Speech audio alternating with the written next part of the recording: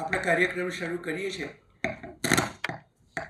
એ પહેલાં જીએફઆરઆરસીના ચેરમેન શ્રી ગિરધર ગોપાલ મુંદડાજીને જીએફઆરઆરસીની જે એજ્યુકેશન અને અન્ય જે રિસર્ચ ડેવલપમેન્ટ અને બધી એક્ટિવિટીઝ થઈ રહી છે એનો ચિતાર આપવા માટે વિનંતી કરજો. गिरधर गोपाल. उसका एक इनिशिएटिव है GFRRC, global fabric resource and research centre. तो अगेन हमें समझ में आता है, हम सोचते हैं रिसर्च सेंटर, क्या रिसर्च हो रहा है यहाँ पे? We are doing fabric resource and market research. Nationally internationally क्या चल रहा है उसके रिलेटेड फैब्रिक सैंपल्स अपने पास हैं. थर्ड फ्लोर पे फैब्रिक गैलरी है जहाँ पे आप बहुत सारे फैब्रिक के सैंपल्स देख सकते हो. और फिर अगर आपको उसका सोर्स चाहिए कि मुझे ये सैंपल कहाँ से, ये फैब्रिक कहाँ से मिलेगा, उसकी डिटेल मिलेगी. अगर आपको उसकी टेक्निकल डिटेल्स चाहिए, उसका कंस्ट्रक्शन, तो आपको कंस्ट्रक्शन मिलेगा. ये है जीएफआरआरसी. जीएफआरआरसी में बहुत सारे कोर्सेज चलते हैं.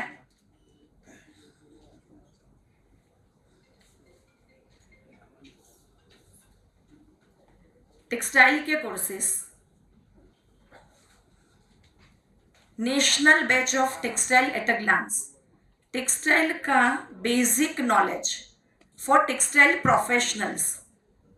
जो टेक्सटाइल से जुड़े हैं उनको यान, फैब्रिक, फाइबर ये वर्ड्स समझ में आते हैं, बट टेक्सटाइल की कोई भी फैक्ट्री है, कोई भी ऑफिस है, वहाँ पे आपको अकाउंटेंट भी चाहिए.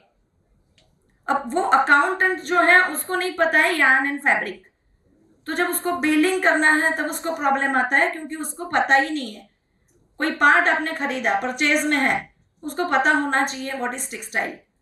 तो ये टेक्सटाइल एट अ ग्लांस जो कोर्स है वो टेक्सटाइल प्रोफेशनल्स के लिए है, जो आपको टेक्सटाइल का नॉलेज, फाइबर, रॉ मटेरियल से लेके फाइनल गारमेंट तक की डिटेल्स समझाता है.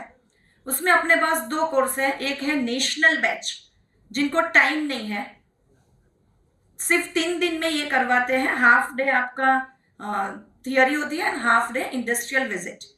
और ये अगर रेगुलर बेस पे करना है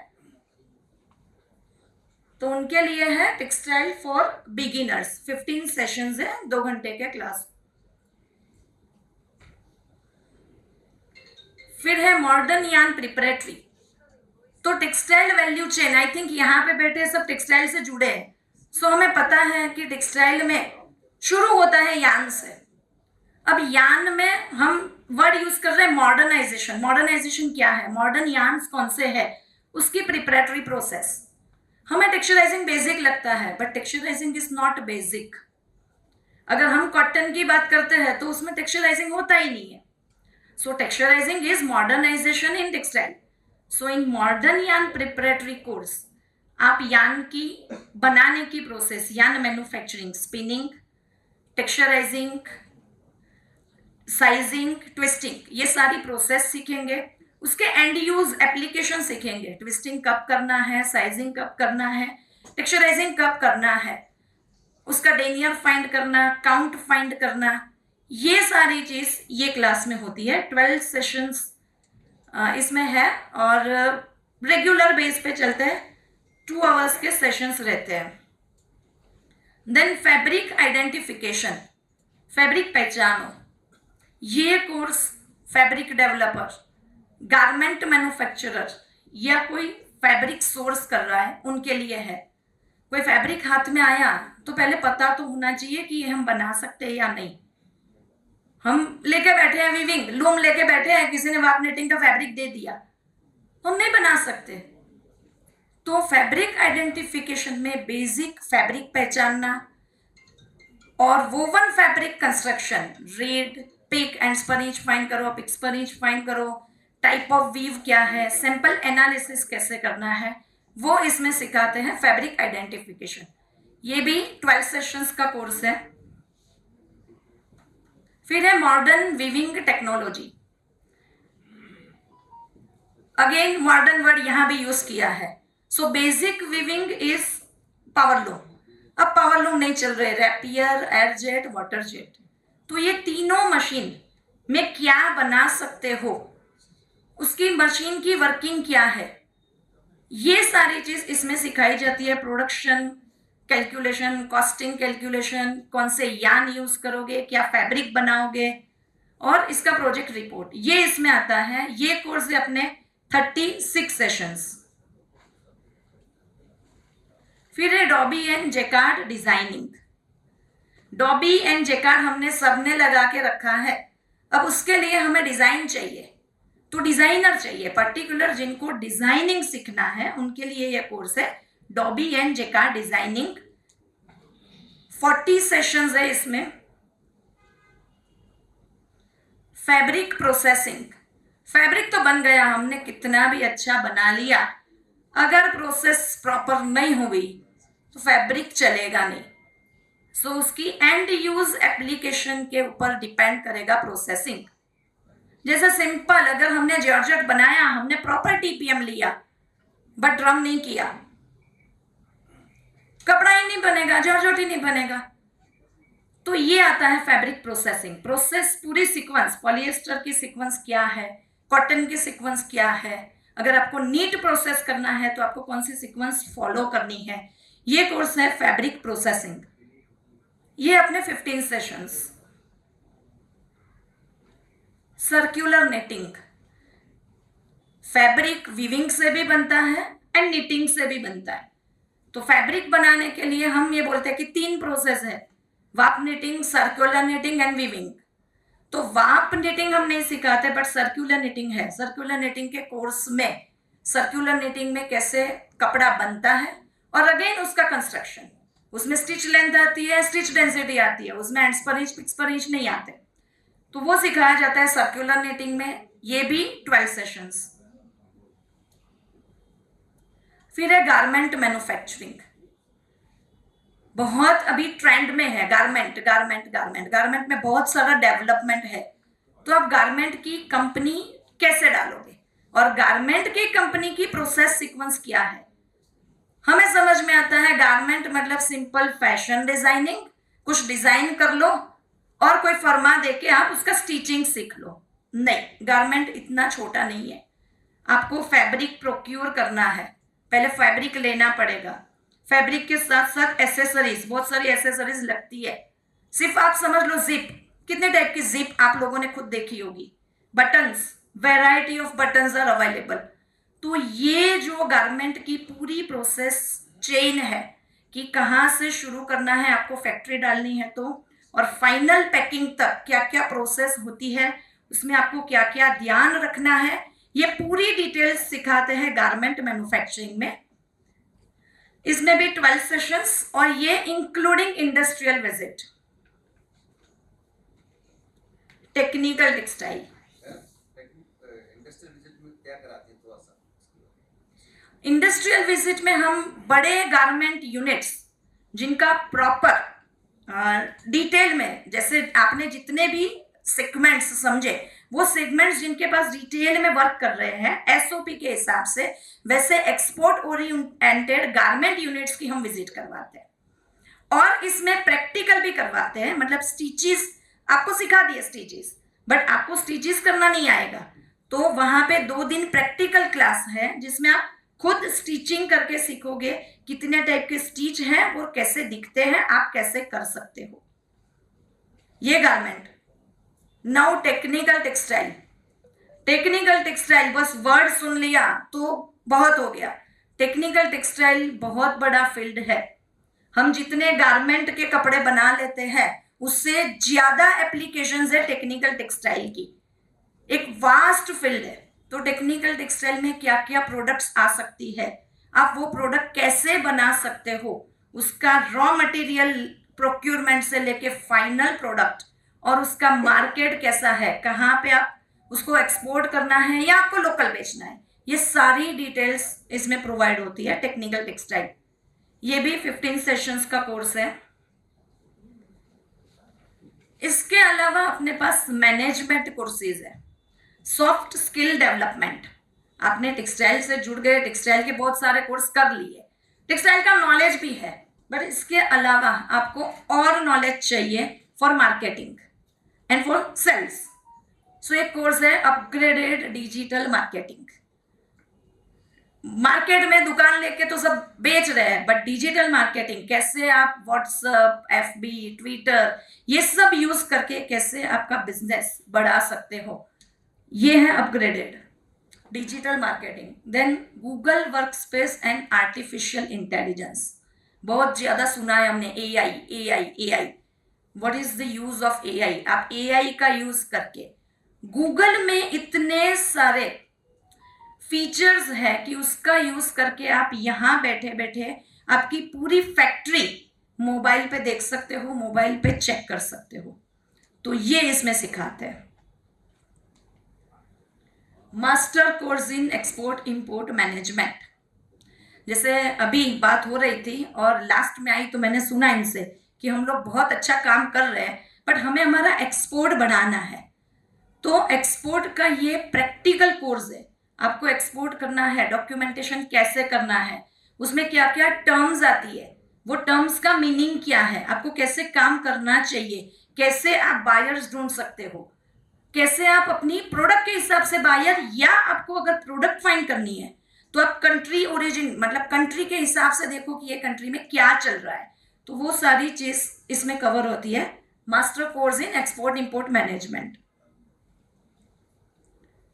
diploma course in export import management, master course है वो अपना 13 डेज का कोर्स है, 2.5 घंटे होते हैं, 8 to 10:30, पूरा हैंड्स ऑन प्रैक्टिकल है। और इसमें आपको डिप्लोमा, ये 6 मंथ्स का कोर्स है, आपको डिप्लोमा का सर्टिफिकेट मिलता है, proper theoretical step by step आपको पूरी प्रोसेस इसमें सिखाते हैं। स्टॉक मार्केट ट्रेडिंग, आजकल सबके मुंह से सुन रहे हैं ना, स्टॉक मार्केट में जाना है, स्टॉक मार्केट में जाना। तो हाउ आप इसमें कैसे काम कर सकते हो, that is stock market trading. 15 sessions इसमें भी है। Basic and advance Microsoft Excel, Microsoft Excel सबको समझ में आता है, उसमें कहाँ इतना कुछ ज्यादा होता है, बहुत कुछ होता है। हमें सिर्फ सीधा सम कर दो या ऐसे सम कर दो ये नहीं है, बहुत सारे टूल्स है सिर्फ एक्सेल में। तो उसके लिए कोर्स है basic course of Microsoft Excel and advance course. 1 day workshops, इस साल हम ये इंट्रोड्यूस कर रहे हैं बहुत सारे 1 day workshops, soft skill related, business communication, time management, goal setting, decision making, work life balancing, networking and report building and team building and leadership, ये सारे कोर्स 1 डे के। Business accounting and accounting with taxation, तो ये सारे course हैं जो SGCCI में होते हैं। किसी को इसके लिए कुछ जानना है तो यहीं पे ये सारे कोर्स समृद्धि बिल्डिंग यहीं पे होते हैं, किसी को इंक्वायरी करनी है कर सकते हो। Thank you. Thank you Sejalben. અહીં ઉપસ્થિત ટેક્સટાઇલ ઉદ્યોગ સંલગ્ન મિત્રોની જાણકારી માટે જેમણે હમણાં જ તમને ટેક્સટાઇલના વિવિધ કોર્सेसની માહિતી આપી એ Sejalben Pandya. She is MTech in textiles. એ પોતે આ ક્લાસ ચલાવે છે. એમની બાજુમાં બેઠા છે Nancy Vaniyawala. She is having a master degree in textile engineering from Baroda. તો ચેમ્બર ઓફ કોમર્સના જે ટેક્સટાઇલના વિવિધ કોર્सेस ચાલે છે તો આટલા સક્ષમ અને શિક્ષિત એવા અધ્યાપકો દ્વારા ચલાવવામાં આવે છે. એવી જ રીતે એક્સપોર્ટ મેનેજમેન્ટના જે કોર્सेसને છે તો મારી સૌને વિનંતી છે કે એકવાર આ બિલ્ડિંગમાં આવો અને તમે વિવિધ કોર્सेसની વિગત મેળવો અને જુઓ કે કયો કોર્સ તમારા માટે જરૂરી છે જે તમારા બિઝનેસના એન્હાન્સ માટે કામ લાગી શકે. પ્રોગ્રામને આપણે આગળ લઈ જઈએ. એ સાથે હું સદર્ન ગુજરાત ચેમ્બર ઓફ કોમર્સના પ્રમુખ શ્રી નિખિલભાઈ મદ્રાસી, ડાયનેમિક પર્સન, એના માટે સૌને એક વિનંતી કરું, એક તાલીઓથી એમને વધાવીએ અને નિખિલભાઈને સ્વાગત પ્રવચન માટે વિનંતી. નિખિલભાઈ. Good evening, everyone. This Southern Gujarat Chamber of Commerce and Industry and the Global Fabric Resource and Research Center ના સંયુક્ત ઉપક્રમે આયોજિત આ ટેક્સટાઇલ વીકના ઉદ્ઘાટન સમારોહમાં આપ સૌનું હાર્દિક સ્વાગત છે. સૌથી પ્રથમ તો ગિરધર ગોપાલ મુંદ્રાજી અને સમગ્ર GFRC ટીમને ખૂબ ખૂબ અભિનંદન આપું છું. સતત 6 દિવસ સુધી જ્ઞાનનો પ્રવાહ અવિરત વહેતો રાખવો એ નાની સૂની વાત નથી. અને એક એકથી ચડિયાતા વક્તાઓ સુરત, અમદાવાદ, મુંબઈ, ગાંધીનગર, દિલ્હીથી આવનારા દિવસોની અંદર આવનાર છે. એટલે મુંદ્રાજીને જોરદાર તાળીઓથી વધાવીએ, તેમના પ્રયાસોને વધાવીએ. મિત્રો, ચેમ્બર ઓફ કોમર્સ આપણે સૌ જાણીએ છીએ તેમ 5 અલગ અલગ ક્ષેત્રોમાં કાર્ય કરે છે. 5 અલગ અલગ ક્ષેત્રોમાં એટલે એક્ઝિબિશન એ અમારું મુખ્ય કાર્ય છે. અને અત્યારે 15 એક્ઝિબિશન્સમાંથી 5 એક્ઝિબિશન ટેક્સટાઇલના થતા હોય એટલે ચેમ્બરના મુખ્ય ફોકસની અંદર ટેક્સટાઇલ અને ડાયમંડ ઇન્ડસ્ટ્રી તો હોય જ, પણ સાથે સાથે બધી જ ઇન્ડસ્ટ્રીઓ માટે આપણે કામ કરીએ છીએ. ગઈકાલે રિવનિટ એક્ઝિબિશન સમાપન થયું. 3 દિવસની અંદર લગભગ 500 કરોડથી પણ વધુનો બિઝનેસ મળવાની આશા અને અપેક્ષા છે. Genuine buyers all over the કન્ટ્રીમાંથી આવ્યા. 1લી, 2જી, 3જી ઓગસ્ટ યાન એક્ઝિબિશન થવાનું છે. જેટલા બી ટેક્સટાઇલના મિત્રો છે બધાને વિનંતી કે આ એક્ઝિબિશન અવશ્ય જોજો. અને યાનની સાથે સાથે આવનારા દિવસોમાં સિટેક્સ એટલે ઇન્ટરનેશનલ ટેક્સટાઇલ મશીનરીના 2 એક્ઝિબિશન, સુરત ઇન્ટરનેશનલ ટેક્સટાઇલ મશીનરીના એમ્બ્રોઇડરી મશીનનું એક્ઝિબિશન, આમ 5 એક્ઝિબિશન ટેક્સટાઇલના થવાના છે. આ ઉપરાંત સમગ્ર ભારતનો દિલ્હી પછીનો સૌથી વિશાળ ઓટો એક્સપો સુરતમાં માર્ચ મહિનામાં થવાનો છે. મિની વાઇબ્રન્ટની રિજિયનલ સમિટ અહીંયા 4 દિવસ એક્ઝિબિશન અને 2 દિવસ કોન્ક્લેવ થવાનું છે. સ્ટાર્ટઅપ એક્સપો, હેલ્થ એક્સપો સહિત બીજા અનેક એક્સપો લાઇનમાં છે. એનર્જી સેક્ટર માટે પાવર એક્સપો કરવાના છે. આમ ચેમ્બરની મુખ્ય પ્રવૃત્તિનો એક ભાગ એટલે એક્ઝિબિશન.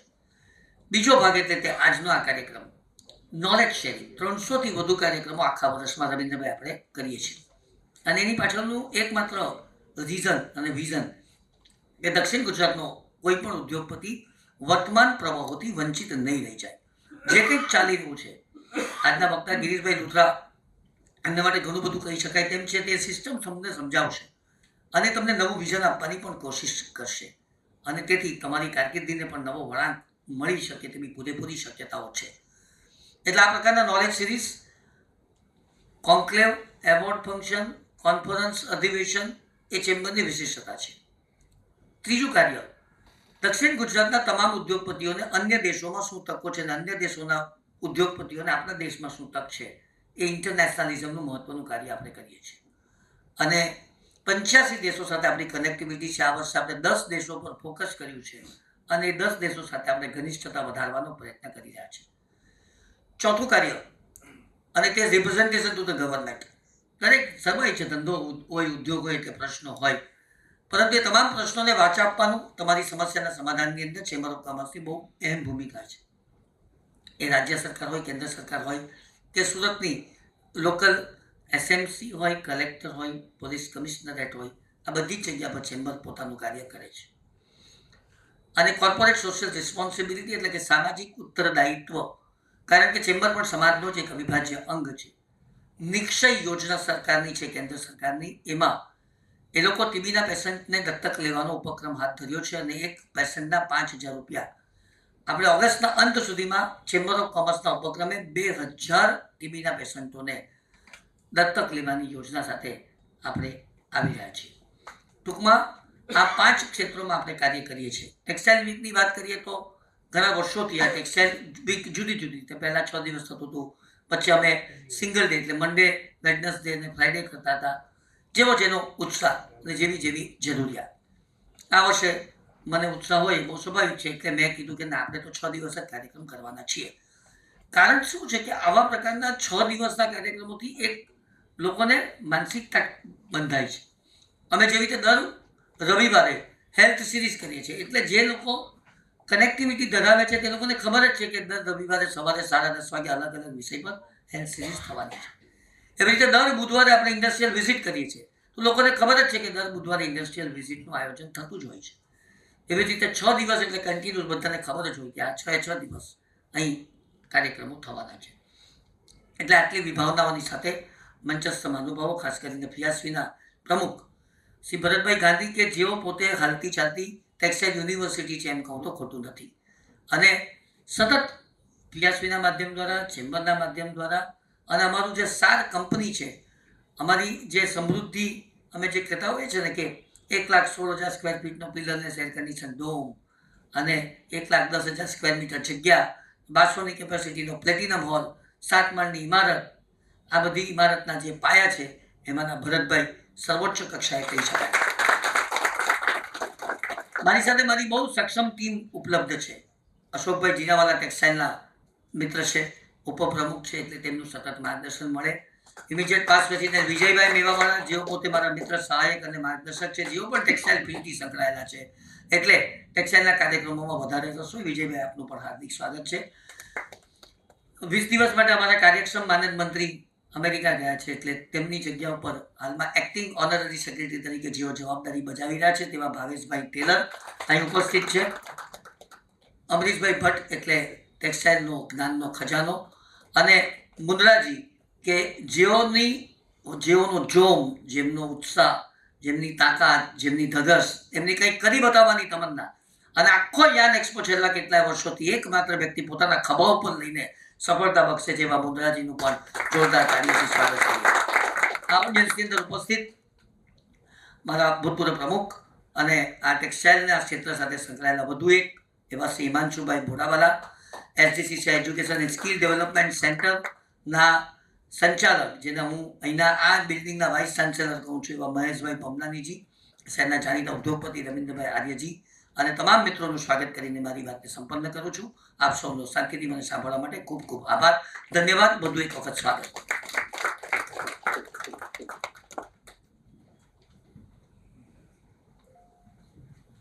આભાર નિખિલભાઈ. જી જી જી. આપણા જે આજના મહેમાન અને વક્તા છે ગિરીશભાઈ ઓન ધ વે આવી રહ્યા છે, તો થોડીક એમની રાહ જોઈએ છે. મીનવાઇલ આપણે કાર્યક્રમને આગળ વધારતા GFRRCના ચેરમેન અને ટેક્સટાઇલ ઉદ્યોગના એક મોભી એવા શ્રી ગિરધર ગોપાલ મુંદ્રાજીના હું ખાસ વિનંતી કરીશ કે GFRRCની એક્ટિવિટીઝ પ્લસ આ ટેક્સટાઇલ વીક શું છે, શા માટે છે, અને મુખ્ય એનું પ્રયોજન શું છે એ વિશે થોડી માહિતી આપશે.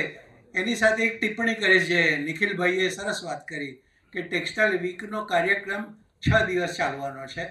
તો આ કાર્યક્રમ મોરારી બાપુની કથાની જેમ આ ટેક્સટાઇલની કથા ગણીને રોજ તમારા જ્ઞાનનો પ્રસાદ લેવા માટે આવવાનું છે.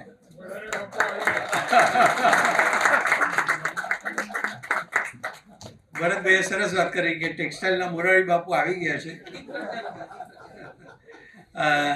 આ સાથે આપણી ભારતીય પરંપરાને અનુસર શુભ કાર્યની શરૂઆત થોડી કરી છે, પણ મુખ્ય કાર્યની શરૂઆત કરતા પહેલા દીપ પ્રાગટ્યથી કરીએ. અને મંચ પરના સૌ મહાનુભાવોને વિનંતી કરું છું કે આપ સૌ આગળ આવો.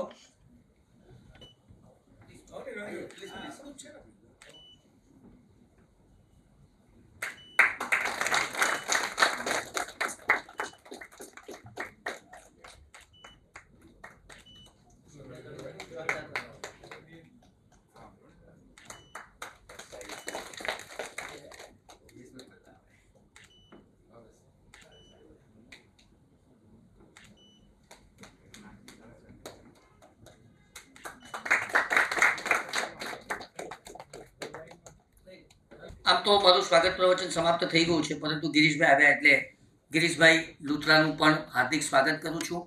આ તકે અહીં નથી ઉપસ્થિત એવા લક્ષ્મીપતિ સારીઝના સંજયભાઈ સરાવગી, મનોજભાઈ સરાવગી, આ બંને મિત્રોનો પણ, રાકેશભાઈ સરાવગી કે જેમણે આખા આ વીકને પુરસ્કૃત કર્યું છે, તેમનું પણ સ્વાગત કરું છું.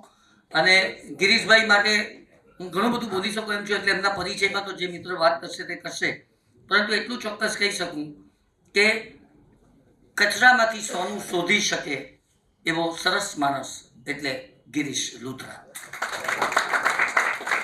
ગભેણીની અંદર હઝાર્ડસ વેસ્ટ એટલે કે તદ્દન જેને કહી શકાય ઔદ્યોગિક કચરો, એનો કેવી રીતે નિકાલ કરવો. અચાનક એમને એમ થાય છે કે આનાથી હું સંતુષ્ટ નથી, એટલે સમગ્ર ભારતનો જે ઇન્ટિગ્રેટેડ ટેક્સટાઇલ પાર્કની સ્કીમનો મોડેલ પ્લાન્ટ એટલે ગુજરાત ઇકો ટેક્સટાઇલ પાર્ક એ એમણે પલસાણામાં બનાવ્યું. ડાઇંગ અને પ્રિન્ટિંગ હાઉસની અંદર એમ લાગ્યું કે બસ હવે સેચ્યુરેશન આવી ગયું છે, તો કે ના, હવે મારે એ નથી ચલાવવું. પણ નવી સ્થિતિ તો ખોલતા જ ગયા, અને અત્યારે અમે CETPના કિંગ કહીએ છીએ, કોમન એપ્લુઅન્ટ ટ્રીટમેન્ટ પ્લાન આખા દેશની અંદર તેઓ બનાવે છે. એટલે આવું વિશિષ્ટ વ્યક્તિત્વ અત્યારે ઉપસ્થિત છે. ગિરીશભાઈ, આપનું પણ હાર્દિક સ્વાગત છે.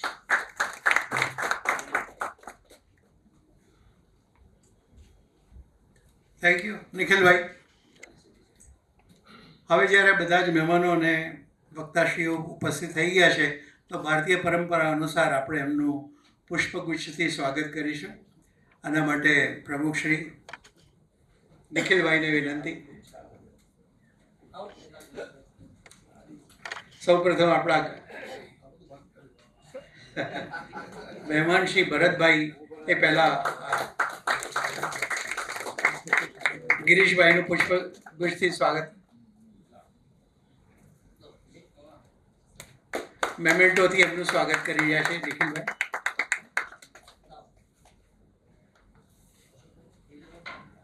આપણા ચેમ્બરના વાઇસ પ્રેસિડેન્ટ શ્રી અશોકભાઈ જીરાવાલા, માન્ય શ્રી ભરતભાઈ ગાંધી સાહેબનું સ્વાગત. સાથે સાથે મેમેન્ટોથી ભરતભાઈનું સ્વાગત કરશો.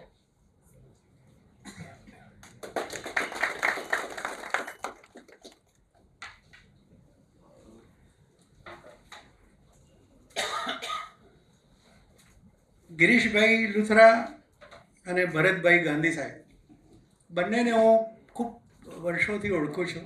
જ્યારે હું પણ આ પત્રકાર લાઇનમાં બહુ નવો હતો. અને આ બંને વિશે એક માહિતી એક જ લીટીમાં કહું તો કે જીવનમાં કેટલાક લોકો લિફ્ટમાં ઉપર ગયા છે, આ લોકો જાતે સીડીઓ ચડીને ઉપર ગયેલા છે. અને આજે આ જ કારણથી એમની મજબૂતાઈ, એમની પરિપક્વતા એ ખૂબ ઊંચાઈ પર છે અને આજે એમનો લાભ આપણને સૌને મળવાનો છે. તો આ માટે સૌ પ્રથમ હું જીએફઆરઆરસીના ચેરમેન શ્રી ગિરધર ગોપાલ મુંદરાજીને, જે મેં અગાઉ કહ્યું તેમ એમને વિનંતી કરું છું કે આ પ્રોગ્રામ વિશે થોડીક માહિતી આપે. મુંદ્રા સર.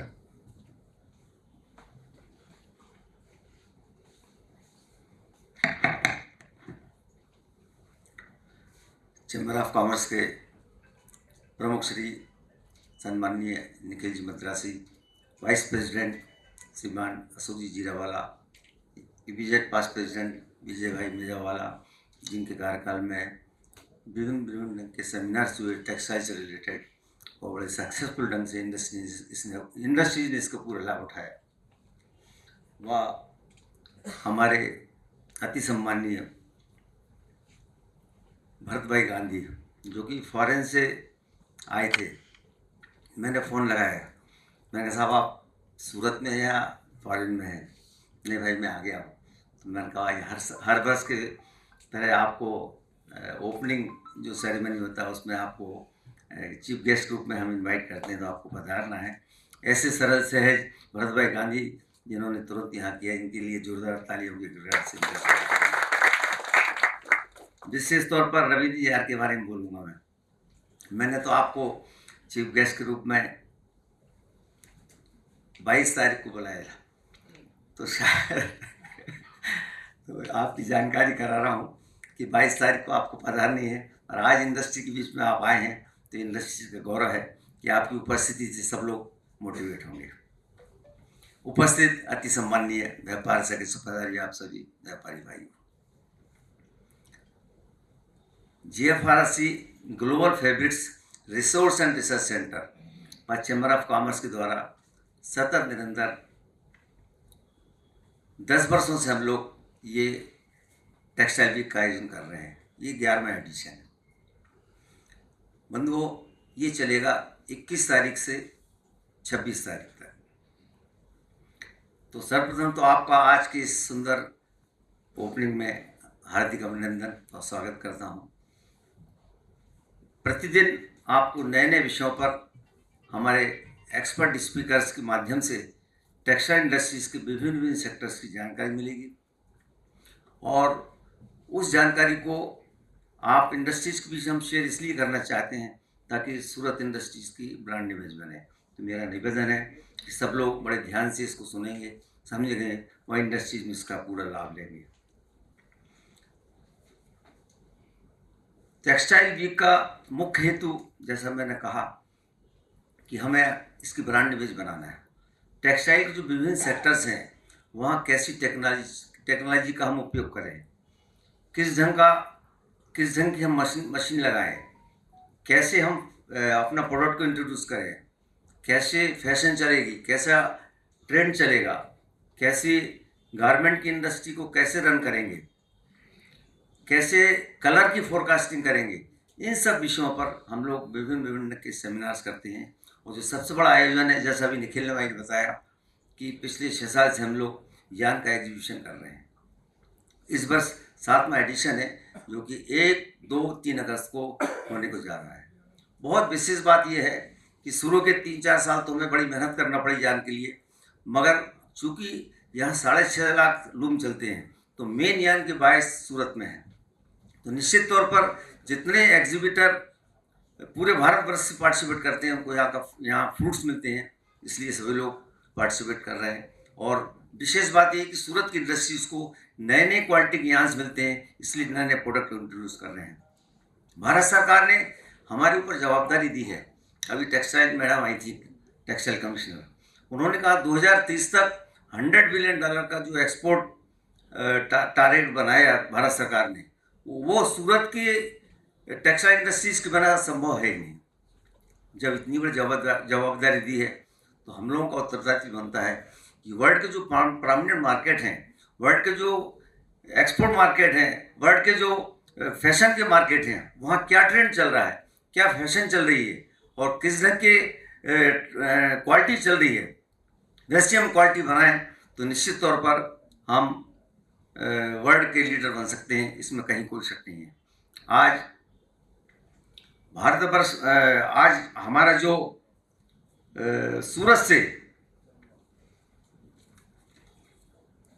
सूरत से जो टेक्सटाइल का एक्सपोर्ट हो रहा है, लगभग 5 से 6 हज़ार करोड़ रुपए का हो रहा है टोटल, यानी 600 से 700 मिलियन $US के आसपास का हो रहा है। पूरे भारतवर्ष का टेक्सटाइल में कंट्रीब्यूशन 2.3% है, सूरत का 0.9 से 1% का कंट्रीब्यूशन है। और जो टोटल एक्सपोर्ट होता है 36 बिलियन $US का एट प्रेजेंट है, उसमें सूरत का कंट्रीब्यूशन 12% है। हमें इन सब चीज़ों को और आगे बढ़ाना है। इसी हिसाब से हम लोग ये टेक्सटाइल वीक का आयोजन करते हैं, जहाँ सभी सेक्टर्स पर हम सेमिनार्स का आयोजन करते हैं। और पिछले 10 वर्षों से जब से हमने ये सेमिनार्स का आयोजन किया है GFRRC के माध्यम से, सूरत के टेक्सटाइल इंडस्ट्रीज को एक चमत्कारिक ग्रोथ हुई सूरत की। 10 वर्ष पहले क्या था और आज किस ढंग से सूरत तेज़ी से प्रगति कर रहा है। तो मेरा निवेदन है कि जो भी हम आयोजन करें, उसमें जो भी जिन सब्जेक्ट पर हम लोग अपनी बात करेंगे, सब लोग अपनी उपस्थिति यहाँ पर पधारें और उसका आयोजन का पूरा लाभ लें। आज के विषय पर हमारे विद्वान वक्ता भाई गिरीश जी लूथरा उपस्थित हैं। टेक्सटाइल के भीष्म पितामह हैं। टेक्सटाइल के किसी भी सब्जेक्ट पर इन्हें खड़ा कर दें तो कहीं कोई हेजिटेशन नहीं है। बड़े ब्लंट स्पीकर के रूप में आप अपनी बात को प्रस्तुत करते हैं।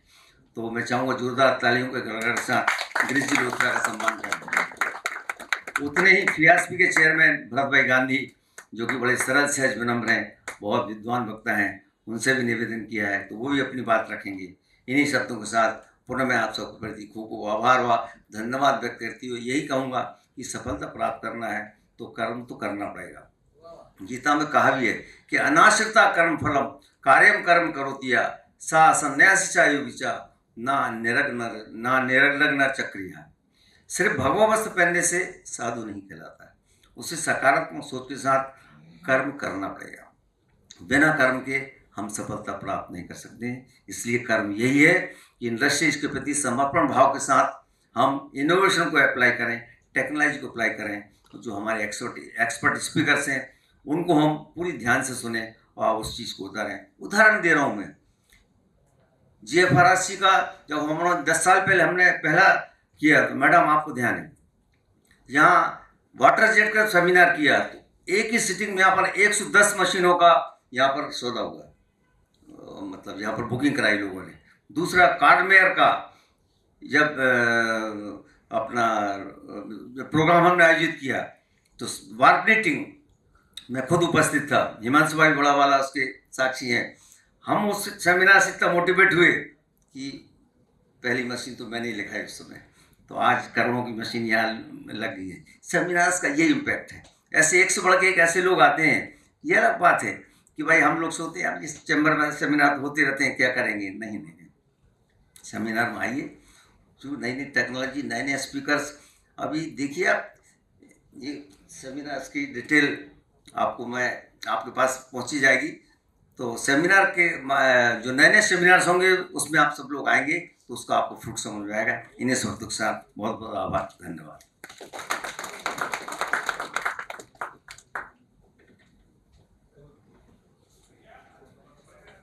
Thank you Mundra sir. આજના મુખ્ય અતિથિ અને કાપડ ઉદ્યોગના એક મોભી કહેવાય એવા શ્રી ભરતભાઈ ગાંધી સાહેબ, કે જેઓ ફિયાસવીના ચેરમેન છે અને એક મહત્ત્વની વાત કે દી સધર્ન ગુજરાત ચેમ્બર ઓફ કોમર્સના પૂર્વ પ્રમુખ છે. ભરતભાઈની બહુ શોર્ટમાં ઓળખાણ આપું તો ઉદ્યોગ એમનું માર્ગદર્શન લેતા હોય છે અને એમના દિશા નિર્દેશની રાહ જોતા એવું નથી. પણ હું 45 વર્ષથી પત્રકાર રહ્યો છું અને જીવનનો ઘણો ભાગ મેં સુરતમાં વિતાવેલો. તો અમારા જેવા પત્રકારો પણ ભરતભાઈ સાહેબનું માર્ગદર્શન લેતા હોય છે અને કાપડ ઉદ્યોગની આંટીઘૂંટી કંઈ બી સમજવી હોય તો અમને બહુ સરળ ભાષામાં સમજાવતા હોય છે. કારણ કે અમે કોઈ ઇન્ડસ્ટ્રીનું કાર્ય જાણતા નથી હોતા. એવા શ્રી ભરતભાઈને અનેકવાર મળવાનું થયું. એમની ભાષા, એમનો સ્વભાવ, એમનું સારસતા, આ બધું સ્પર્શી ગયેલું છે. તો એવા શ્રી ભરતભાઈ આજે એક ઘરેણું છે આપણા સૌ માટે અને એમના અનુભવનો, વિશાળ અનુભવનો આપણને લાભ મળે એ માટે હું માનનીય શ્રી ભરતભાઈ ગાંધીને આમંત્રિત કરું છું કે પોતાના જ્ઞાન અને અનુભવનો લાભ ઓડિયન્સને આપે. ભરતભાઈ.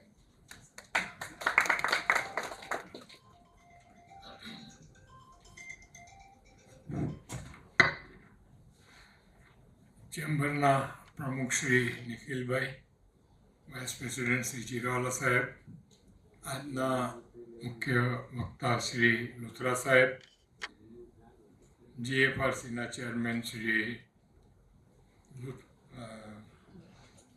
મુદ્રા સાહેબ, મંચના બેઠેલા સર્વ મહાનુભાવો, વિજયભાઈ ટેલર સાહેબ, બુડાવાલા, રવિન્દ્ર આર્ય સાહેબ, સેજલબેન, અહીંયા આવેલા સર્વે. હવે આજને મને આપ્યું છે કે development of textile industry. Textile ઇન્ડસ્ટ્રીનું ડેવલપમેન્ટમાં તો ઇટ્સ અ કન્ટિન્યુઅસ પ્રોસેસ. તમે હમણાં અહીંયા બેઠા છો તો કાલે સવારના કોઈક નવી ચીજ આવશે, પરમ દિવસે, રોજ ઇટ્સ અ કન્ટિન્યુઅસ પ્રોસેસ. અને સૌથી પહેલાં તો એ કહી દઉં કે જે મુંદ્રાજીએ કહ્યું કે મેં ભરતભાઈને કહ્યું કે ભાઈ તમે આવી જજો ચીફ ગેસ્ટ. આજે 75 વર્ષની ઉંમર પછી કાંઈ કરવાનું રહેતું નથી, એટલે જ્યાં બી બોલાવે એટલે આપણો સમય બી પસાર થઈ જાય ને આવીને બધાને સાફ એ થાય. બરાબર છે. હવે આની જે ડેવલપમેન્ટ ઓફ ટેક્સટાઇલ ઇન્ડસ્ટ્રી એવું છે કે ડેવલપમેન્ટમાં તમે જોવા જાઓ તો 400-500 વર્ષ પહેલાં હિન્દુસ્તાનનું જીડીપી 35% હતું વર્લ્ડનું, અને એના મૂળમાં કાપડ ઇન્ડસ્ટ્રી હતી, ટેક્સટાઇલ ઇન્ડસ્ટ્રી હતી. ટેક્સટાઇલ અને મરી મસાલા શોધવા વેસ્ટર્ન કન્ટ્રીના લોકો અહીંયા આવ્યા, કાલિકટથી ધંધો થયો.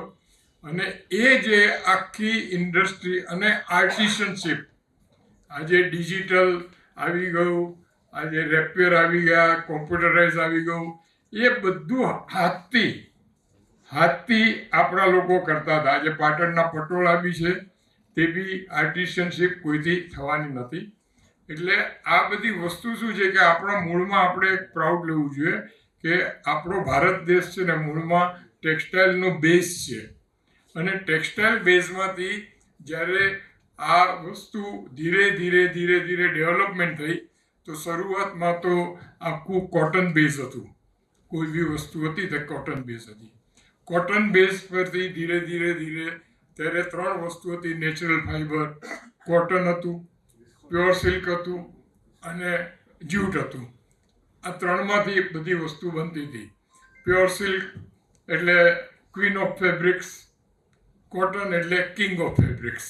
આ બેમાંથી બધું બનતું હતું. ત્યાર પછી ધીરે ધીરે ડેવલપમેન્ટ થતું ગયું અને જે ડેવલપમેન્ટમાં એવી રીતે આવ્યું કે સૌથી પહેલાં જર્મની અને આ યુરોપ કન્ટ્રીમાં વિસ્કોઝિયાન આવ્યું.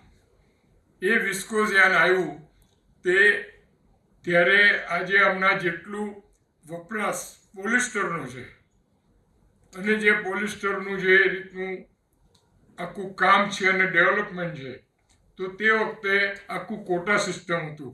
1965ની 60ની વાત કરું તો હિન્દુસ્તાનમાં ત્યારે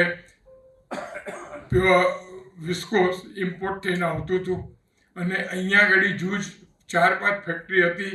તેમાં બિરલા ગ્રુપ એકની તો મોનોપોલી હતી ગઈ હતું અને બીજી સાઉથ ઇન્ડિયા વિસ્કોસ ને 4-5 હતા. અને એમાંથી એ જે યાન નહોતું મળતું તો જે વીવર્સો ગવર્મેન્ટ પાસે ગયા અને ગવર્મેન્ટે કોટા બાંધી આપ્યા અને એમાંથી આ બધી જેટલી સંસ્થા છે ને એનો ઉદ્ભવ થયો.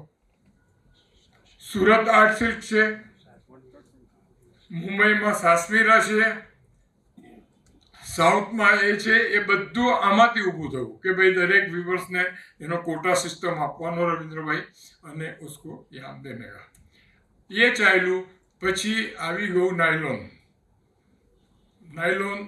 સુધાયું લંડન અને ન્યુયોર્કમાં.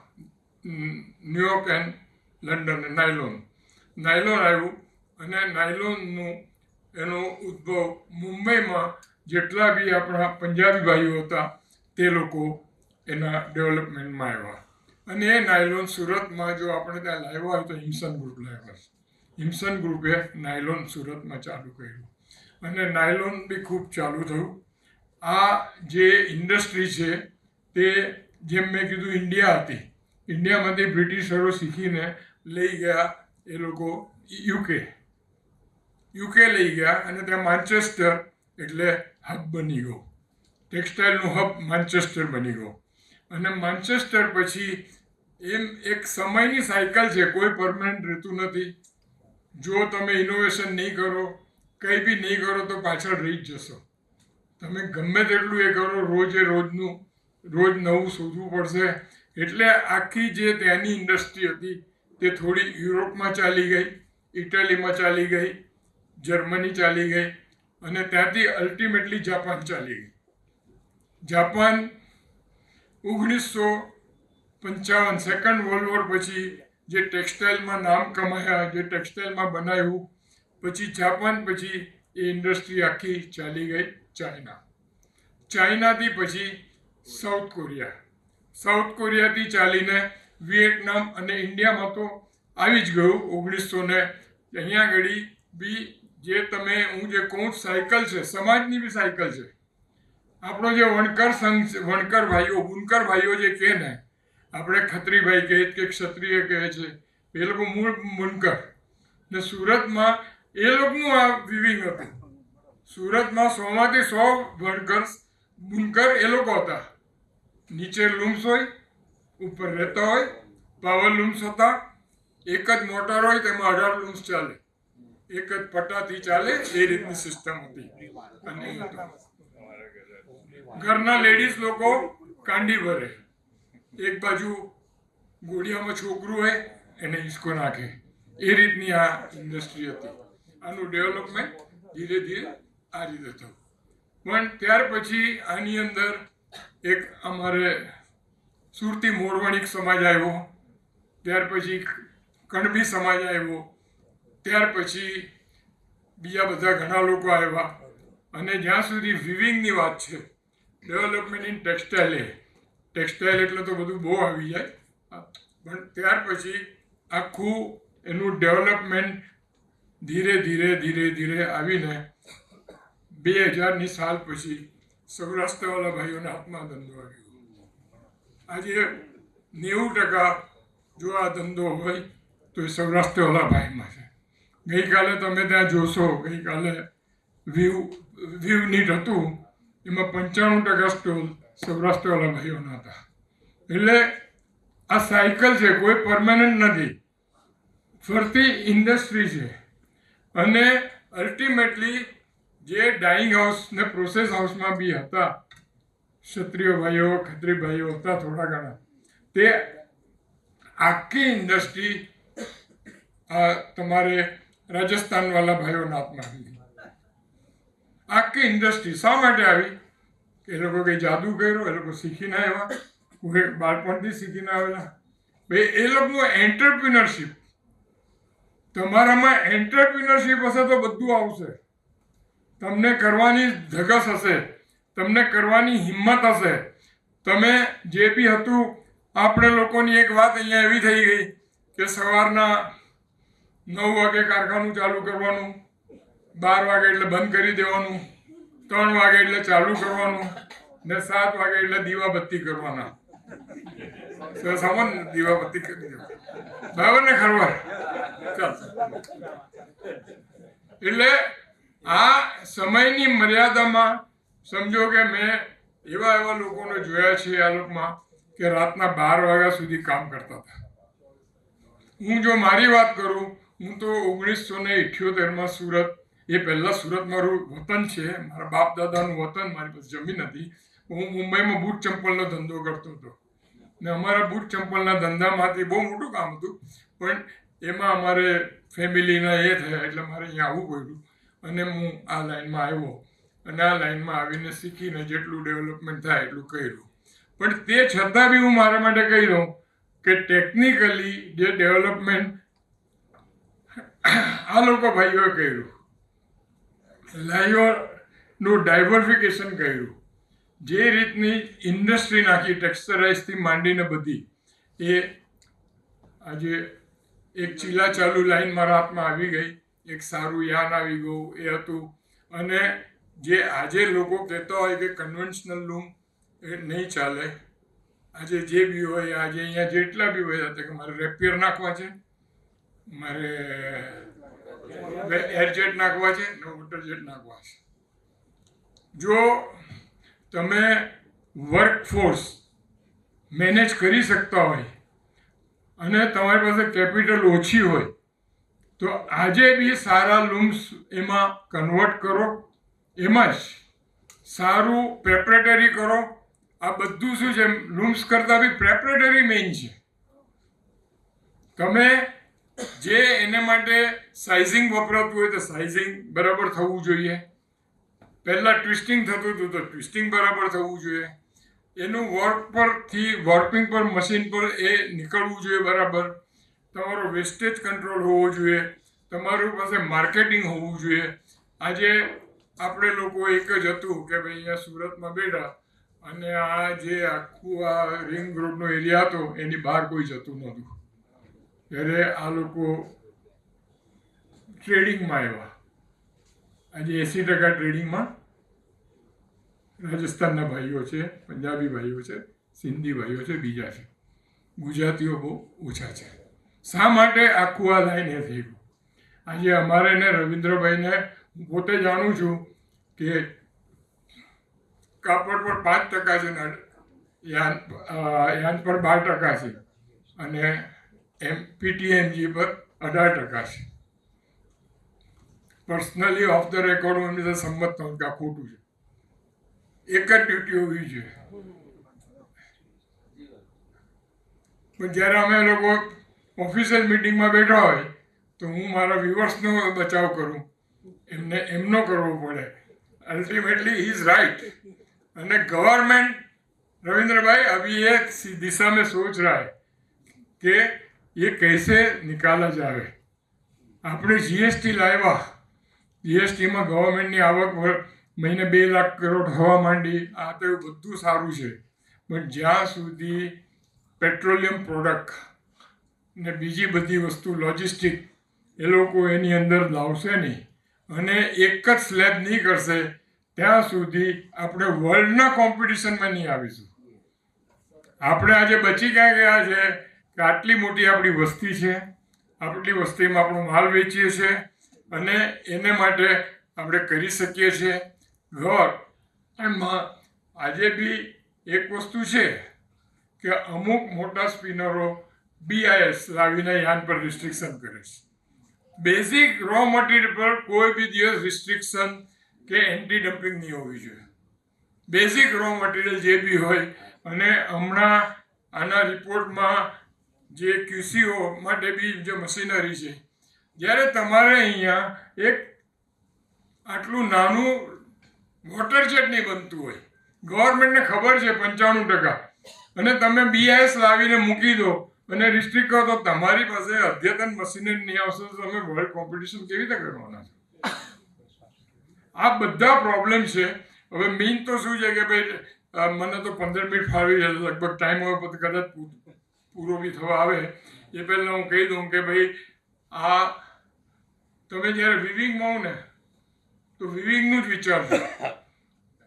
તમને એમ કહું સાથે ગાર્મેન્ટ બી કરવા જાઉં, આ બી કરવા જાઉં, તમે કોઈ દિવસ સક્સેસ નહીં જશો. આટલી મારી વાત ધ્યાનમાં રાખજો.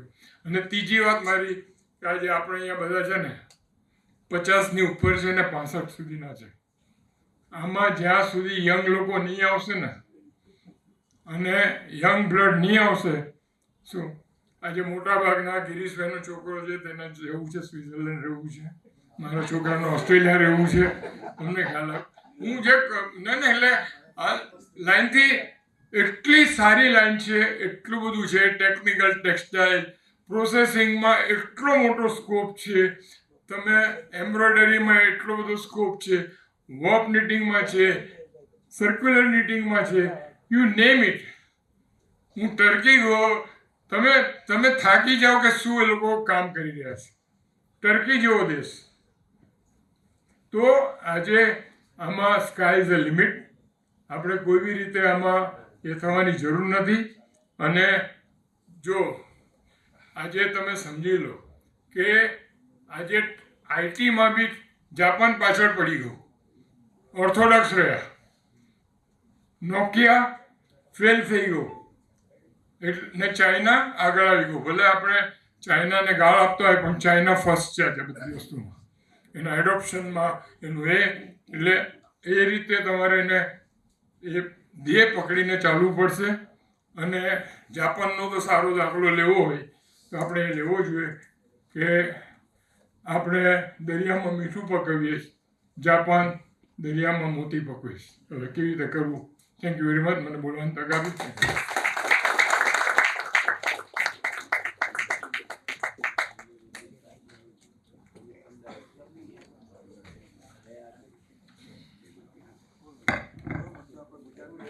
Thank you Bharatbhai.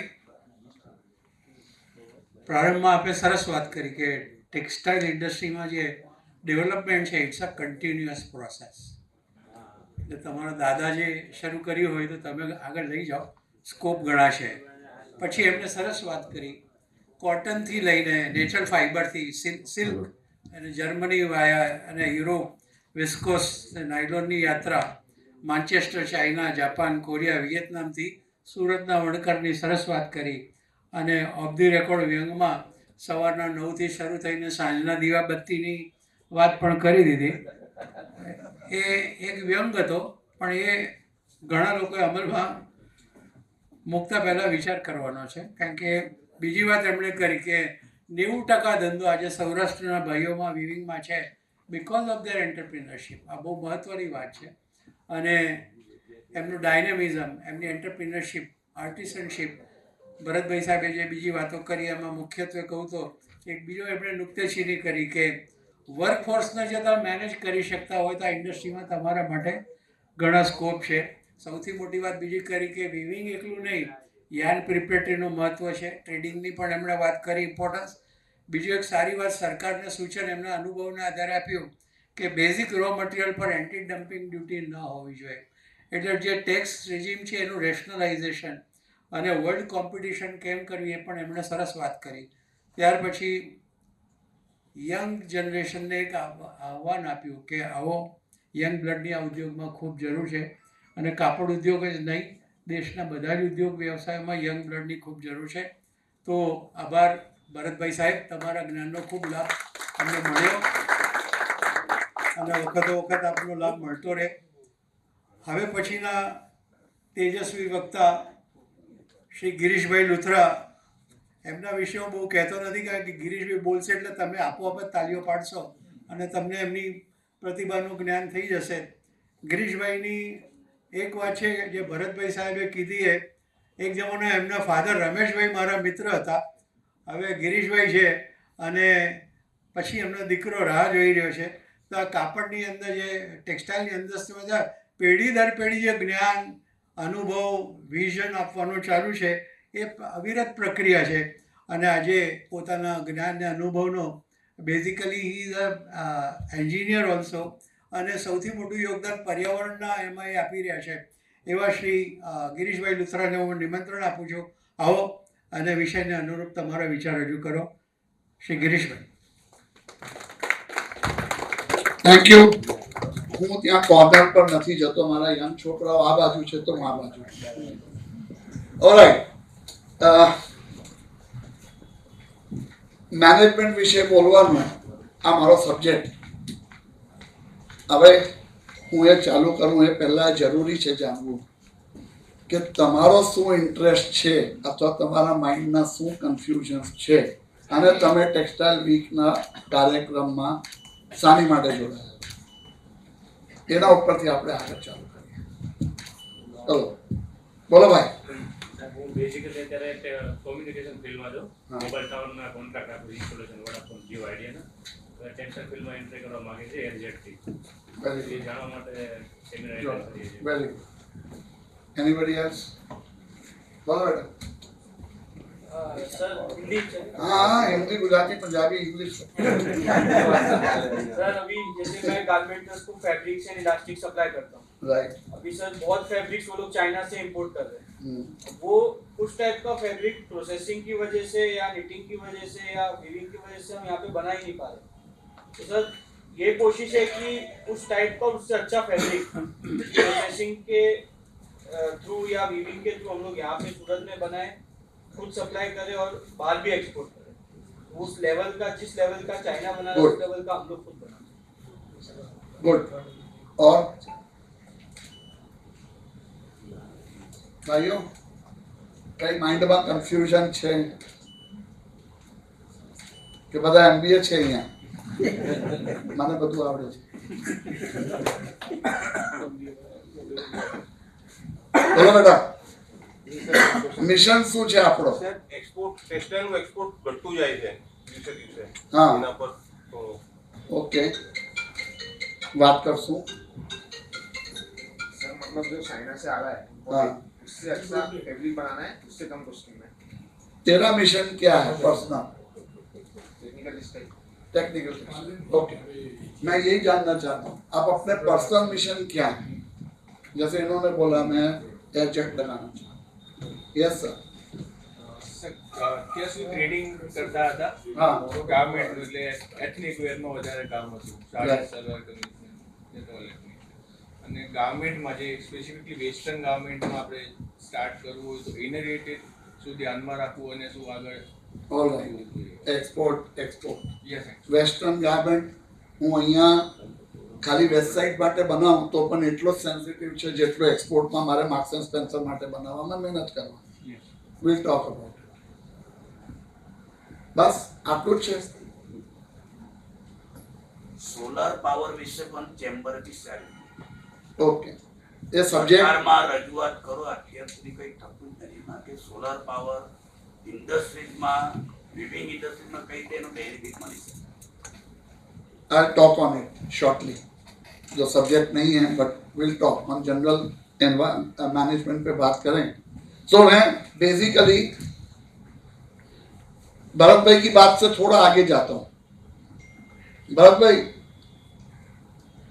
तुम्हें Japan, Korea, Vietnam, US, UK, Turkey, आप सभी कंट्रीज देख लो. उसके बाद में हम नीचे आएंगे इंडिया में. रिलायंस, टाटा, बिरला, सभी देख लो. जितने बड़े, अडानी को थोड़ा छोड़ दो, एग्जाम्पल अलग है, आई मीन अभी अभी का है. बट आप ट्रेडिशनली देखिए 50-100 साल में आज जो भी कोई भी सेक्टर में है उसकी शुरुआत टेक्सटाइल से हुई थी. एज अ देश, as a country, or as even business house. So the success rate और ये मैं कह सकता हूँ कि textile industry is a learning site. उसको सीखने के लिए, कंटिन्यूअस सीखने के लिए सबसे अच्छा प्लेटफॉर्म है। आपको डिजाइनिंग आएगा तो एस्थेटिक आएगा, आपको केमिस्ट्री आएगी, फिजिकल आएगा, लूम आएगी तो मैकेनिकल आएगा, सो सब कुछ आना है, तो वो तो अच्छा है ही। बाकी रही बात के सोच को बदलना जरूरी है, agree, change is the only option, और टेक्सटाइल से ज्यादा स्पीड में कोई चेंज नहीं करता। India, Surat itself must be producing what close to रफली about 2500 design only in prints every day. Correct me if I am wrong, close to 2500 3000 design every day. 500 process और 6 design भी बनाएगा तो 3000 डिजाइन हो जाए। अब ये आए हम कुछ चाइनीज बात किया आपने, मैं आप लोगों के पहले क्लियर कर दूं। बात ये है, जिस दिन हमारे यहाँ एम्ब्रॉयडरी जीरो थी, आज से 15-20 साल पुरानी बात, ज्यादा पुरानी नहीं। आप जैसे ही कुछ एंटरप्राइज ने चाइना से चुपचाप मशीन लाए, चाइना से उसका इंजीनियर लाए और चालू कर दिया। ठीक है, मैं मीटिंग में क्यों नहीं कर सकता? मैं क्यों सोचता हूं करो, रोक नहीं है। फॉर्चुनेटली अभी हमारी सरकार में या किसी भी तरह की कोई रोक नहीं है, और world has become flat, there are no boundary in the world. तो आपको तो सिर्फ कनेक्ट करना है। सो मैनेजमेंट का पहला नियम हमें अडॉप्ट करना है networking, there is no other option, बस कनेक्शन। और सूरत में लकीली कनेक्शंस इजीली मिल जाते हैं, क्योंकि हमारे धंधे में करीबन नहीं तो एंटरप्रेन्योर लगभग 2.5-3 लाख हैं Surat. Trader, weaver, texturizers, processors, machine manufacturers, हम एंटरप्रेन्योर ही लगभग 2.5 लाख हैं। अब 2.5 लाख एंटरप्रेन्योर के कनेक्शंस तो देखो तो 25 लाख हैं। All we need to know the right pick and choose. आपकी जो कंसर्न था कि मेरे कहीं प्रोसेसिंग की वीकनेस है, कहीं इसकी वीकनेस है, let's build one new business model. अभी तक आप इंडिविजुअली ट्रेडिंग करते हैं, आप इंडिविजुअली वीविंग करते हैं, आप वीविंग में जाएंगे, फिर ये प्रोसेसिंग करते हैं। हम लोग अगर एक कंसोर्टियम बना लें और एक कंपनी बनाएं कि भाई मैं वीवर, ये प्रोसेसर, ये यान वाला, राइट, ये नीटर, और हम लोग सबका एक बात, कौन? ट्रेडर। हमारे देश में, हमारे शहर में उल्टा होता है, वो मिल वाले हम ऊपर चढ़ जाते हैं, या वीवर जरा 200 लूम लगाता है तो वो ऊपर चढ़ जाता है। असल तो मार्केटर है। जापान का एक बिजनेस मॉडल था, आप लोग सब मारुवेनी कॉर्पोरेशन का नाम सुना होगा, मित्सुबिशी का सुना होगा। मित्सुबिशी की तो गाड़ियां भी अब देखते हो। 1950s में मित्सुबिशी के पास एक भी मैन्युफैक्चरिंग प्लांट नहीं था। दे वर फ्रंट एंड मार्केटर्स, बट उनका कमिटमेंट क्या था कि आपकी फैक्ट्री मेरी फैक्ट्री, मैं उतना कमिटेड हूं। हमारे यहाँ ट्रेडर, उस तरह का कमिटेड ट्रेडर शायद 2% होंगे। ढूंढो, उसको बाप बनाओ और उसको चलाओ। और ये 5 जन अगर मुट्ठी बना लें, रविंद्र, यू रिमेंबर हम लोग बात कर रहे थे जब PLI स्कीम आई थी कि PLI में हम कैसे फिट होते हैं। हम अकेले तो बहुत छोटे हैं, पर हमने ये बोला था कि 5 आदमी मिलके एक कंपनी बना लो और PLI में डाल दो। अब 5 आदमी मिलके तो 100 करोड़ का धंधा कर ही लोगे। लेकिन हमारी सोच वो खुल नहीं रही है। हम ये सोचते हैं हम कॉम्पीट करते हैं, हमें को एग्जिस्ट करना है, हमें कॉम्पीट नहीं करना। Competition will never help you reach anywhere. वो कभी भी कोई पण कॉम्पिटिशन थी कसे पहुंची नहीं सकते, पर को एग्जिस्ट करिए। આજે આપણે બધા અહીંયા છીએ, રાઈટ, કોએક્ઝિસ્ટન્સની આજે મેં એક્ઝામ્પલ આપ્યો। હું તમને મારી મિલનો એક્ઝામ્પલ આપું તો જ્યારે મેં મિલ બંધ કરી 2019-20 I shut down my textile processors. मेरी मिल में टोटल मेरा 90% आउटस्टैंडिंग सिर्फ 8 आदमी के पास था, ओनली 8 क्लाइंट्स, और वो 10% में दूसरे 40 क्लाइंट, जिसका कोई रेलेवेंस नहीं है। क्यों? कि उसके लिए उसकी दुखती नस क्या थी? उसकी टेक्निकल कॉम्पिटेंसी नहीं, लेकिन उसको धंधा करना आता है, तो हम उसको सपोर्ट करते हैं। गारमेंट एक्सपोर्ट्स में हम लोग काम करते थे, जिसने आपने पूछा गारमेंट एक्सपोर्ट्स के बिजनेस का, या इंडियन रेडीमेड इंडस्ट्री को सप्लाई करने का। तो उसकी लर्निंग क्या थी कि 18 महीने पहले आपको उसका फैशन प्रेडिक्शन आपके हाथ में होना चाहिए, 12 महीने पहले उसके सैंपल तैयार हो जाते हैं, उसके बाद में वो सैंपलिंग को आप भेजते हो, वो ऑर्डर कंफर्मेशन आता है, तो पहले माल बिकता है, बाद में माल बनता है। अगर पहले मुझे माल बेचना है और बाद में बनाना है, तो मेरी नॉलेज का लेवल अलग चाहिए। सूरत में एक वीकनेस है कि हम सब क्या धंधा करना जानते हैं, लेकिन नॉलेज के साथ धंधा करना नहीं चाहते। हमारी ઈચ્છા જ નથી કે મારે કંઈ ભણીને કે કંઈ સમજવાનું છે। અરે મારો પેલો કાકાનો છોકરો કરે છે, મામાનો છોકરો કરે, હું પણ કરું છું। એટલે લૂમ કેમ લગાવી વોટર જેટ? બોલે આની પહેલા લગાડે છે એટલે મેં લગાડી। બોલે આ કંપનીની કેમ લગાડી? બોલે પહેલા લગાડી એટલે લગાડી। भेड़चाल करो, लेकिन थोड़ा तो दिमाग लगाओ। मेरे को पिकानोल पोसाने वाली नहीं है तो नहीं लगाओ, फिर दूसरी लगाओ। जिस दिन पैसे कमा लेना पिकानोल लगा लेना। तो आ रीते जे थॉट नो चेंज छे, चेंज ऑफ थॉट्स। तो હું એક્સપોર્ટનો કે આ બહુ મોટો માર્કેટ છે readymade garment, and it's growing mad, it's madly growing.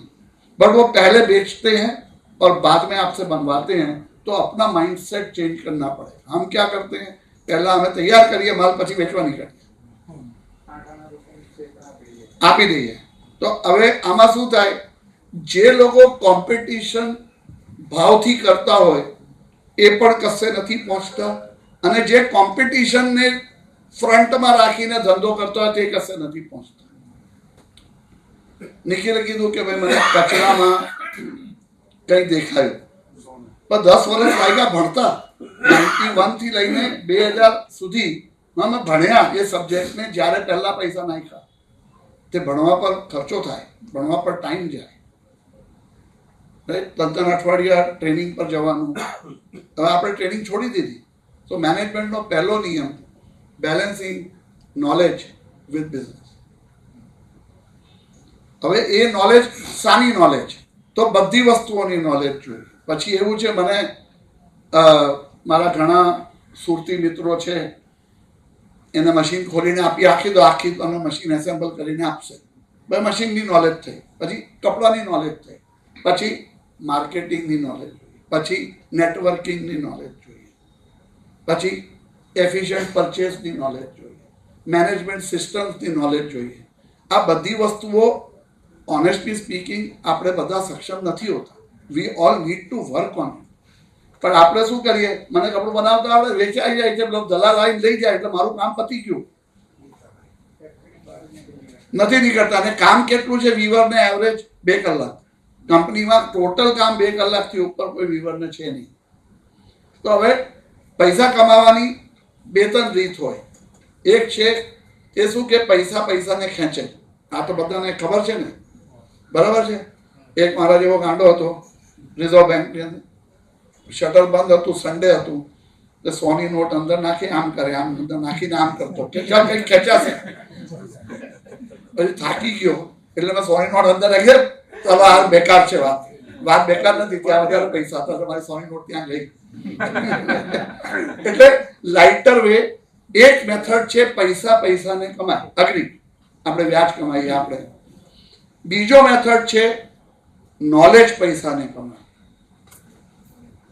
જેના પર આપણે ફોકસ નથી કરતા, અને નોલેજ માટે ટાઈમ જોઈએ, ને ટાઈમ આપણી પાસે બહુ છે।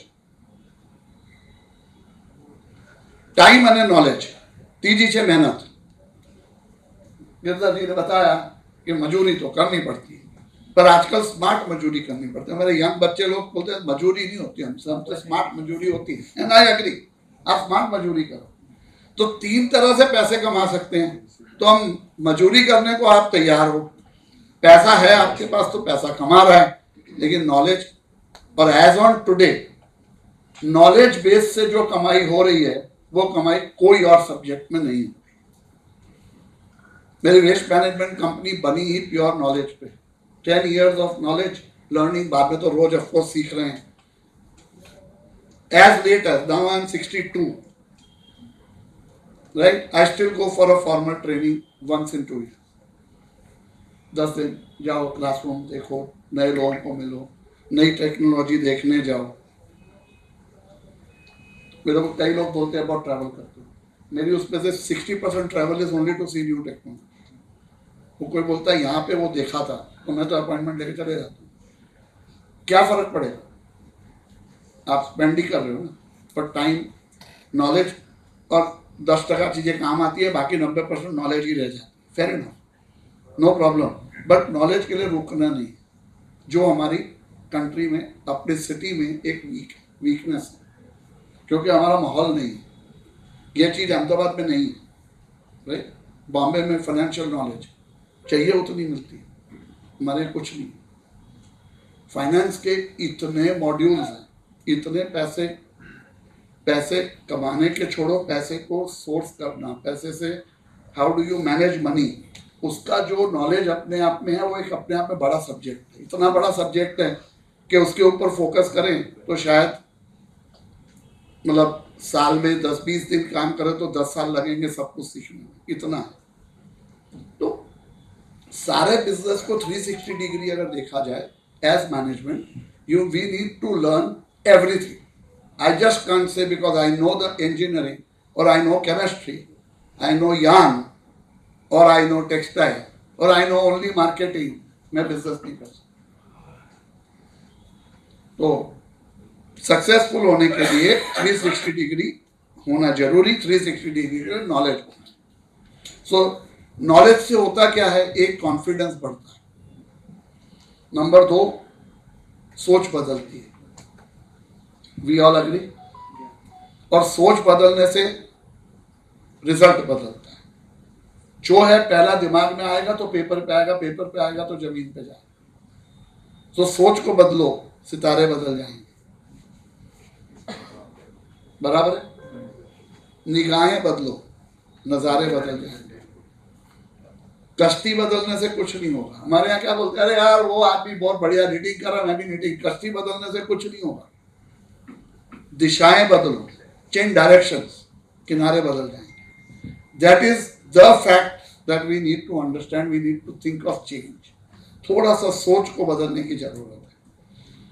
अभी हम आते हैं सब्जेक्ट, थोड़ा सा टच बेस करता हूँ सोलर पे। साहब ने कहा कि सरकार कुछ नहीं कर रही, वह सरकार कुछ नहीं करने वाली। सरकार से ये उम्मीद करो कि आपको काम में, धंधे में तंग ना करें, इससे ज्यादा उम्मीद करना बेकार है। और वो अगर तंग नहीं करती है तो फिर तो हम अपनी क्षमता पे जी रहे हैं।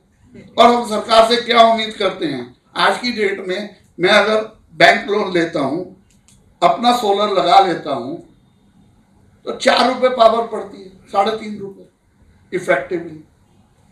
और उतने भी पैसे अपने को नहीं इन्वेस्ट करने हैं, तो जो लोग हैं कि वो आपकी तरफ से इन्वेस्ट करेंगे, 1-1.5 रुपया प्रॉफिट रखेंगे, 5 रुपए में पावर दे देंगे, है ना। करो, किसने मना किया है? ये जो सोच है ना, पुरानी थिंकिंग में हर चीज हम सरकार के पास कटोरा लेके पहुंच जाएं, कुछ नहीं होने वाला है। सरकार से निकलवाना पड़ता है, और वो निकलवाने के लिए हमारा लेवल नहीं है। वो अडानी अंबानी पे छोड़ दो, उनको करने दो। अपना लेवल क्या है, हम पॉलिसी का रास्ता निकालें। अब जो मैं वही बोल रहा था कि जैसे सुसलोन ने एक मॉडल दिया कि आप विंडमिल पे पैसे लगाओ, मैं विंडमिल खड़ी करता हूँ, इन्वेस्ट कर रहे हो आप, जमीन भी मैं दे रहा हूँ, मैं टेक्नोलॉजी भी दे रहा हूँ, मैं मेंटेनेंस भी मैं करूँगा, 25 साल आपकी जवाबदारी मेरी। वो मॉडल सक्सेसफुल हुआ, तो केपी ने वो मॉडल सोलर में दे दिया। अब उसके बाद 2-4 छोटे प्लेयर दूसरे भी आए, बोलते हैं कि आपको कितनी पावर चाहिए? 300 किलोवाट। ठीक है, 300 किलोवाट का मेरे से सौदा करो, मैं 5.5 रुपए में पावर। आपको क्या फर्क पड़ता है? क्यों गिनते हो कि उसका नफा क्या है? एक तो એનો નફો છોડો, એ કેલ્ક્યુલેશન મગજમાંથી હટાવી દો, પોતાનો વિચાર. મારા 8 રૂપિયાની પાવર મને 5.5 માં મળે છે ને, તો લો. પેલો એમાં ભલે 2 રૂપિયા કમાતો, મારું શું જાય છે? આપણે લોકો ટેવાયેલા કઈ રીતે છીએ કે પહેલા આપણે બીજાનો નફો ગણવા બેસીએ. આ ટેક્સટાઇલ વાળાની રીતિમાં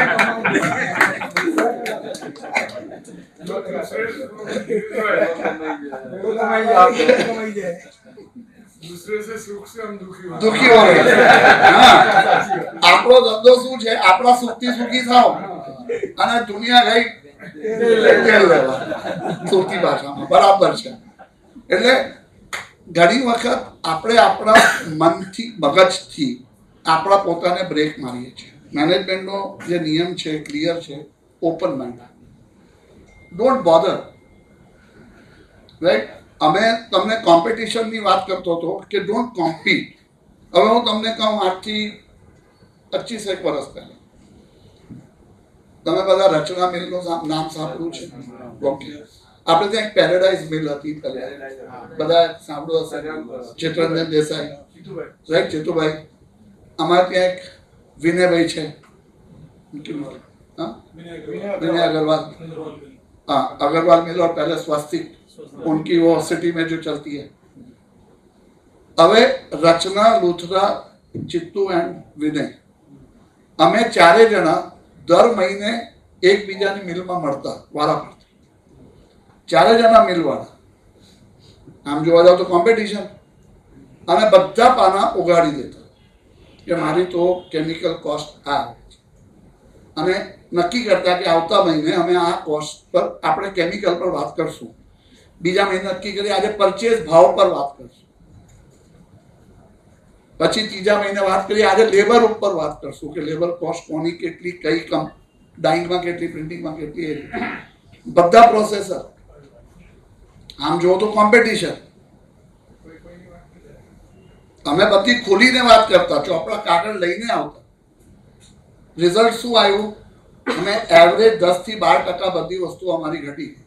કારણ કે કઈ વસ્તુમાં હું સારો તો કઈ વસ્તુમાં તમે સારા, ને કોઈ વસ્તુમાં તમે સારા. બધામાં તો સારા હોય નહીં. અને દરેકની મિલમાં અમે જ્યારે જતા ત્યારે એ મિલમાં અમારે એક અડધો કલાક આખી મિલમાં રાઉન્ડ મારવાનો. હવે તમને તમારું કોઈનું ગમે, જ્યારે હું જાઉં આંખ જુદી હોય, તમે આવો મારી મિલમાં તમારી આંખ જુદી હોય, તો वो डिफेक्ट दिखता था कि यार ये आपका जो है ना, ये पाइपलाइन का रूट ठीक नहीं है, आपको ऐसा नहीं करना चाहिए, मैंने ऐसा किया था. कोई एक्सपीरियंस से बोलता है तो हम लोग बोलते बात तो तेरी बराबर है, चल भाई, मेरे दिमाग में नहीं आया, मैं 5 साल से ऐसे ही चला. होता है, राइट. तो अभी क्या होता है कि मेरे यहाँ 10 रुपए की मजूरी हो रही थी, या संजय के यहाँ रचना में 12 रुपए का काम हो रहा था. विनय भाई हमारे रीजनेबल वाला काम करते हैं, चिट्टू भाई हमारे एवरेज वाला काम करते थे. तो नो प्रॉब्लम, हम बोलते थे तेरा परसेंटेज कितना है, सिंपल है ना, लेबर परसेंटेज कितना है प्रिंटिंग मशीन पे, मैं 45 पैसे देता हूँ, तू 35 पैसे देता है, नो प्रॉब्लम, हो सकता है. तो मेरा प्रोडक्शन कम है क्योंकि मेरा माल, और मैं एक्सपोर्ट गारमेंट में काम करता हूँ, मुझे 60 पैसे कॉस्ट आती है. मैं उस जमाने की बात कर रहा हूँ, अभी तो रुपयों में पहुंच गई. तो कोएग्जिस्ट, मैं वही बोल रहा हूं, don't compete, coexist. That is the key word to success. Because हम इतने बड़े नहीं हैं. एवरेज सूरत की textile unit, including a process of 100 loom का एक अच्छा ओनर जिसने भी 20 करोड़ रुपया इन्वेस्ट किया है, 30 करोड़ किया है, वो इतना बड़ा नहीं है कि वो KPMG को बुलाए, के PwC को बुलाए कि जो आदमी 40,000 रुपया दिन का लेता है और वो हमारे साथ में 20 दिन रहे और वो 8 लाख का बिल दे और मैं उसको दे दूं. इतने बड़े भी हम हैं नहीं. तो ये क्या हुआ, मैं उसका कंसल्टेंट, वो मेरा consultant, period. And it was a great success story. उसमें बीच में इन्वर्टर्स की बात निकली थी, तब हमारे इन्वर्टर नहीं होते थे ब्लोअर्स पे, जेट टैंक्स पे. तो इन्वर्टर खरीदने की बात आई, तो हमने कहा सब तो इतना बेवकूफ बने, 10 साल से बिना इन्वर्टर के 20 साल से चला रहे हैं, जल्दीबाजी मत करो. बोला नहीं यार, मुझे मालूम है कि जी उसने तो खरीद लिया है, उसने तो 50,000 में इन्वर्टर आ गया है ₹90 के साथ. किसी ने 40, किसी ने 50। मैंने कहा मेरे को 1 महीना दो और छोड़ दो, महीना भर भूल जाओ, मुझे रिक्वायरमेंट बताओ। तो हमारी सबकी मिलकर रिक्वायरमेंट 300 इन्वर्टर की आई, उसमें फिर शालू वाला जुड़ गया, कहता मेरे भी खरीद लेना। 300 इन्वर्टर का मैं सौदा किया 28,000 रुपये में, भी तो स्टेनलेस स्टील बॉक्स। जो चीज 35, 50,000, 40,000 से कम कोई बेच नहीं रहा था। और लिया भी मैंने LG का, ऐसा भी नहीं कि चालू कंपनी का लिया। हमने नक्की किया था कि LG, सिमेंस, सैमसंग, 3-4 कंपनियां, इनमें से बात करेंगे। तो बाइंग पावर किधर गए? मेरे कुछ काठियावाड़ी दोस्त हैं, जब GST आया ना तो प्रॉब्लम था उनको कि મને તો આવડતું નથી, હું કરું છું। બરાબર છે તમારી વાત, હવે શું કરવાના? તો અમે સરકાર સાથે સિમ્પ્લિફિકેશન માટે લડાઈ કરીએ એ વાત જુદી, પણ અહીંયા ધંધો તો ચલાવવાનો। એ લોકો બધા શું કર્યું, એ 25,000નો એક માણસ મૂકી દો, હા 8 માણસની મિલમાં આવશે તો મારો ખર્ચો કેટલો થયો? 3,000 રૂપિયા પર પર્સન, નો પ્રોબ્લેમ। રોજ સાંજે આવે, મારે ત્યાં 11 વાગ્યા, તમારે ત્યાં 12 વાગ્યા, ત્યાં 1 વાગે આવે, 2 વાગે, 3 વાગે, 4 વાગે, પેલાને 25,000ની પગાર મળી ગઈ ને મારા બધાના કામ થઈ ગયા। આ કોએક્ઝિસ્ટન્સના એક્ઝામ્પલ છે, ક્લિયર એક્ઝામ્પલ છે। નાના નાના આપું છું કારણ કે અમે MSMEમાં આ બધી વસ્તુઓથી અમે વાકેફ છીએ, અમે ભૂખથી જોઈતા છીએ, ત્યાંથી નીકળ્યા છીએ। So we need to learn to grow in a different thought. જુદો જ વિચાર કરીને કોઈ કોમ્પિટિટર નથી। આપણા મગજથી આપણે બ્રેક મારીએ છીએ। आपने कहा कि एक्सपोर्ट का बिजनेस बढ़ाना है। अब एक्सपोर्ट बिजनेस बढ़ाने के लिए अभी चैम्बर में कुछ प्रोग्राम्स किए थे। आपको ये मालूम है कि एक्सपोर्ट बिजनेस बढ़ाने के लिए इवन PM ने एक योजना बनाई, क्या आपने वो स्टडी किया? सो knowledge is essential, ignorance is blunder. PM की एक अच्छी योजना है। दूसरा, किसी को सबको मालूम नहीं है कि आप नई इंडस्ट्री डालते हो तो एम्प्लॉयमेंट के ऊपर एक ELI आया है, एम्प्लॉयमेंट लिंक्ड इंसेंटिव,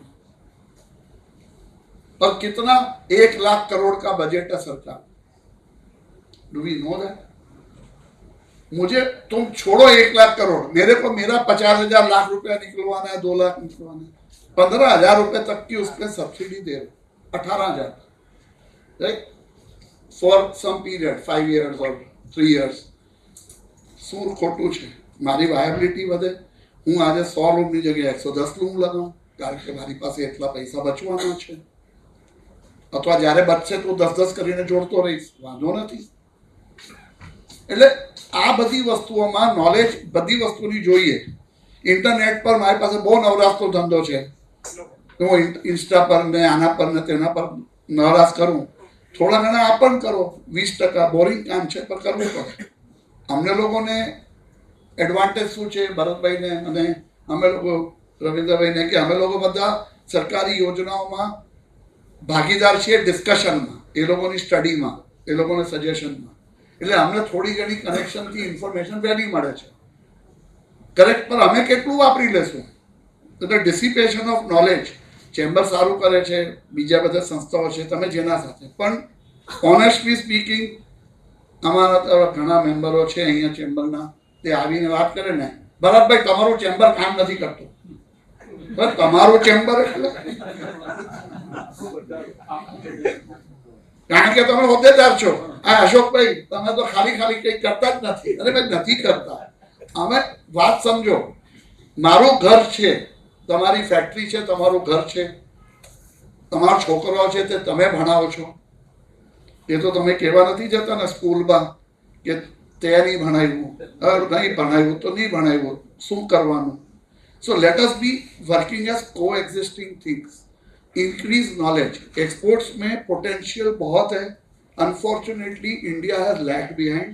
2017 में जितना एक्सपोर्ट था उससे आज आफ्टर 8 years एक्सपोर्ट कम है, और कम होने का कारण हमारी मनोवृत्ति है कि हम बोलते हैं कि हम तो वही, हमने जो बना दिया वो हम बेचेंगे।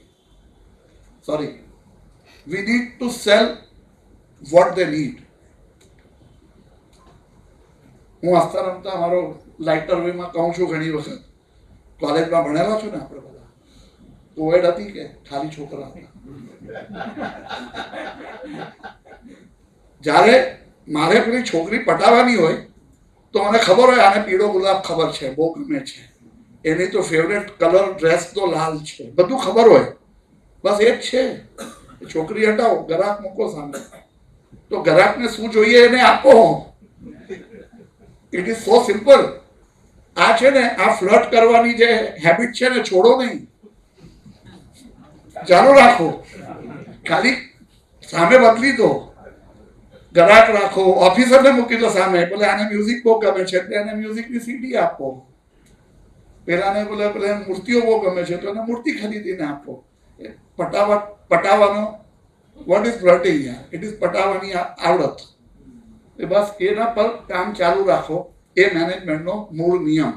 બીજી બધી વસ્તુઓ મોટી મોટી વાતો કરવા હું આવ્યો નથી, કારણ કે મોટી મોટી વાતોથી ધંધો નથી થતો. સો વિથ ધીસ આઈ થિંક હું અહીંયા થોડો વિરામ લઉં. કે ક્વેશ્ચન આન્સર્સ હોય તો વાત કરીએ, પણ મેનેજમેન્ટના બેઝિક ફંડામેન્ટલમાં please focus on knowledge, please focus on awareness. શું પોલિસી બની રહી છે, શું કામ થઈ રહ્યું છે, રાઈટ? 2 કલાકથી વધારે કામ નથી, છતાં આપણે 8-8 કલાક અને ગપ્પા મારવાનો બહુ ટાઈમ. બધા 8 વીવર ભેગા થશે, ગપ્પા મારશે, તો શું કરવાના? મારો એ પણ અઠવાડિયામાં 1 દિવસ એ પણ કરો, એ પણ મજા છે. લાઈફની મજા તો લેવાની જ છે, મજા માંડવા માટે જ ધંધો કરીએ છીએ, કમાઈએ છીએ શાની માટે? મજા કરવા માટે, રાઈટ? આ મારા પેલા ભાઈઓનો બહુ ચહેરો ઉતરેલો છે, ભાઈ ક્યાં હો રહા, તબિયત ઠીક है ना? हाँ, हंसते रहो, हंसने से अपने आप सोल्यूशन आएगा. अब हमारे टेक्सटाइल इंडस्ट्री किसी को कैसा रहा है, धंधा कैसा? अरे जवा देने मरी गयो कि माँ बच्चे बे सूती आवे, मजा नहीं, राइट? મને નથી યાદ, મેં આ 45 વર્ષમાં હું ઇન્ડસ્ટ્રીમાં છું, મેં કોઈને કીધું હોય કે મને ધંધો બરાબર નથી. એ કેસા હે? બોલે બહોત બઢિયા. એટલે પેલાનો નહીં ચાલતો તો ટેન્શન કોને લાગે? હા, નહીં રૂપિયા નહીં. અચ્છા, હું જૂઠું નથી બોલતો, નોર્મલ. સો આ એક બીજો નિયમ, ડોન્ટ ક્રાય. હું તને આવીને કહું કે હું મરી ગયો, તો મારા પૈસા આપવાનો છે, મને મદદ કરવાનો છે, નથી કરવાનો, તો હું શાની માટે? 99% લોકોને એ વાત જ કરવા લાયક નથી. 1% લોક છે જે મને एक्चुअल જેની જરૂરત છે. હવે હું रविंद्र जी ने कहूँ कि मैं थोड़ा फंसा हूँ, मुझे हेल्प चाहिए, क्योंकि वो हेल्प कर सकता है. हेल्प उससे मांगो जो कर सकता है, दूसरे से मांगो मत, और दूसरे के सामने अपने कपड़े खोलो मत. मतलब बहुत अच्छा, जैसे मैं बोलता हूँ बहुत अच्छा, टेंशन गई.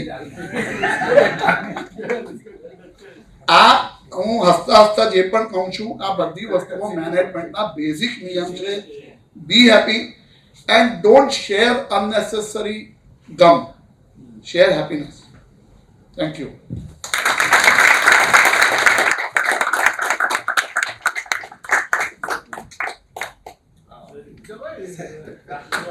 Thank you Girishbhai. સરસ શરૂઆત કરી ગિરીશભાઈએ કે પોતાનું લેક્ચર આપ્યા કરતાં પહેલાં ઓડિયન્સનું ફીડબેક લીધું અને તમારી એક્સપેક્ટેશન જાણી અને પછી એકોર્ડિંગલી એમણે એમના અનુભવ શેર કર્યા. જાપાનનું બિઝનેસ મોડલ આપણે કોમ્પિટ નથી કરવાનું, આપણે કોએક્ઝિસ્ટ થવાનું છે. ગાર્મેન્ટની વાત સરસ કરી કે ગાર્મેન્ટવાળા પહેલાં વેચે છે અને પછી બનાવે છે, અને છેલ્લે એમણે એ જ વાત કરી કે Surat has become a sales oriented business, કે આપણે જે બનાવીએ છીએ વેચીએ છીએ. દુનિયા બદલાઈ ગઈ છે, જે ગામને જોઈએ છે એ બનાવે છે. એટલે એ માર્કેટિંગ ઓરિએન્ટેડ એપ્રોચ એમણે કીધું કે તમારે તમારો અભિગમ બદલવો જોઈએ. અને એક સારી વાત કરી કે નોલેજ પૈસા કમાઈ આપે છે.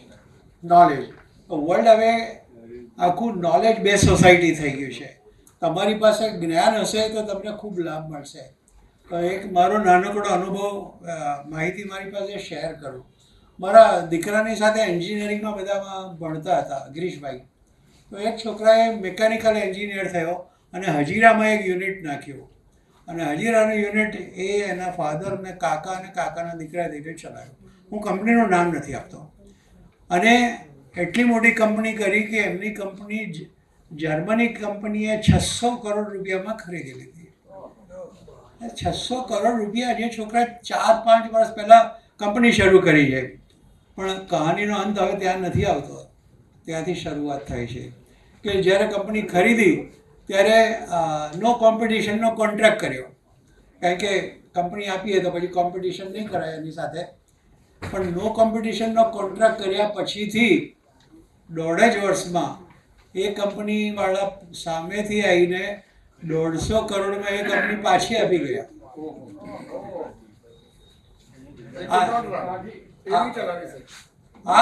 એ નહીં ચલાવી શક્યા કારણ કે નો હાવ નહીં હોય, માર્કેટની અંદર રેપો નહીં હોય, એમને ઇન્ડિયાનું એટમોસ્ફિયર ખબર નહીં. મતલબ નોલેજ બેઝ સોસાયટી અને નોલેજ બેઝ પર્સન શું કરી શકે છે એની સરસ વાત કરી. બિઝનેસમાં 360 ડિગ્રી આપણો જાણીને આગળ જવું જોઈએ.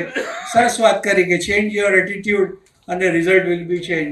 બીજી વાત કરી કે change direction and સિનારીઓ will be change. Solar પાવરની જે મહાનુભાવે વાત કરી એ પણ એમણે એનો જવાબ આપ્યો. એમ્પ્લોયમેન્ટ ઇન્સેન્ટિવની વાત કરી અને 2017થી આજ દિન સુધીમાં ઇન્ડિયામાં જે એક્સપોર્ટ થયું આજે સૌથી લો છે એમની પણ એમણે વાત કરી. અને છેલ્લે હું કહી રહ્યો છું કે આપણે એ જ પ્રોડક્ટ બનાવવાની હવે જરૂર છે જે વર્લ્ડને જોઈએ છે, તો જ આપણે આ કોમ્પિટિશનને જીતી શકીશું. તો થેન્ક યુ ગિરીશભાઈ. એક વાત આગળ કહેવી હતી જે રહી ગઈ હતી. હું સૌથી પહેલાં માનનીય શ્રી રવિન્દ્રભાઈનો, આર્ય સાહેબનો આભાર માનું છું કે પધાર્યા. સચ અ બિગ પર્સન. આવતીકાલે એમના જ ગેસ્ટ તરીકે આપણો પ્રોગ્રામ છે અને is a also very knowledgeable person. તો રવિન્દ્રભાઈ આપનો ખૂબ ખૂબ આભાર. આપના આગમનની અમે નોંધ લઈએ છીએ. Thank you very much. ગિરીશભાઈએ કહ્યું, હું આગળ એ જ કહું છું કે કોઈ બી પ્રશ્ન હોય તો ભરતભાઈ સાહેબ, ગિરીશભાઈ ને બધા અનુભવી લોકો બેઠા છે. એક શોર્ટ સેશન આપણે ક્વેશ્ચન આન્સર પર લઈએ. તમારા જે કોઈ ક્વેશ્ચન એનો જવાબ મહાનુભાવ આપશે. પ્લીઝ. હેલો ગિરીશભાઈ, આપણે જે ટેક્સટાઇલ નોલેજનું અપડેટ રહેવા માટે એને કોને આપણે ફોલો કરવું જોઈએ? કોઈ વેબસાઇટ, કોઈ મેગેઝિન, કોઈ ક્લબ? કોઈ આમાં શું છે, સૌથી પહેલાં છે ને તમારા એક પર્સનલ જે મેં વાત કરી ને 5 કે 7 જણાનો એક ગ્રુપ અને એમાં વિવિધતા હોવી જોઈએ. તમે વોટર જેટ છો, કોઈ એર જેટ છે, કોઈ રેપિયર છે, કોઈ તમે બેઝિક કપડું બનાવો છો ને કોઈ કે હું કપોલ્સ્ટ્રી બનાવું છું, જે પણ એવા 5 મિત્રો તો મળે ને, રાઈટ. બીજું તમારી ત્યાં એક કોઈ યંગ જનરેશનને સાથે આ 5માં એવો એક જોઈએ જેને આ મીડિયા સાથે બહુ કમ્ફર્ટ છે. ટેક્સટાઇલ ઇન્ડસ્ટ્રીની, ટેક્સટાઇલ મિનિસ્ટ્રીની વેબસાઇટ છે. એ વેબસાઇટ પર એની બધી નવી પોલિસીઝ આવતી, બરાબર. આપણને શું લાગે છે, કપડું, લેબર, બરાબર. બીજું શું લાગે છે આપણને, આપણે એક્સપોર્ટ ઇમ્પોર્ટ કરીએ તો આપણને થોડું કસ્ટમની પ્રોસિજર્સ અથવા જીએસટીના જે નંબર છે એ નંબર પરથી તમને શું ઇમ્પોર્ટ થઈ રહ્યું છે, જે સાહેબે કીધું કે આપણે એને સબસ્ટિટ્યૂટ કરી આવું, ઇન્ડિયામાં બનાવો HSN કોડમાં. તો HSN કોડ પ્રમાણે આ બધો ડેટા નેટ ઉપર અવેલેબલ છે. પણ હું નેટ ઉપર હું આમ ફાંફા મારું તો કંઈ નહીં મળે. સ્પેસિફિક શોધું ને, હું ટેક્સટાઇલ મિનિસ્ટ્રીની વેબસાઇટને દર 3 મહિને જોયું. ગુજરાત ગવર્મેન્ટની ઇન્ડસ્ટ્રી ડિપાર્ટમેન્ટની વેબસાઇટને હું ગુજરાતમાં છું એટલે દર 3 મહિને જોવાનું. એ લોકો હવે શું થઈ ગયું, સરકાર એક્ટિવ થઈ ગઈ છે ઇન્ટરનેટ પર, એટલે આપણને ઇન્ફોર્મેશન બહુ જલ્દી મળશે. અમે શું ઉમ્મીદ કરીએ કે લોકો આવીને આપણને કહી જાય એટલે આપણું, રાઈટ. આ સેમિનારમાં આવવાનું, એ સાહેબ લોકો બધું ભણીને આવશે, આપણને આપી જશે. It is okay to start but not the end. Self motivated જોઈએ. બેન્કિંગ છે, તમે બેંક મેનેજરને મળવા જાઓ છો ને 4 વારે, તમને નવી નવી વાતો કહે છે, તો એ ઇન્ફોર્મલ છે. થોડું વેબસાઇટ્સ ઉપરથી શોધીએ તો 4 કે 5 જ છે, આપણને બીજી કોઈ મિનિસ્ટ્રી લાગતી છે નહીં.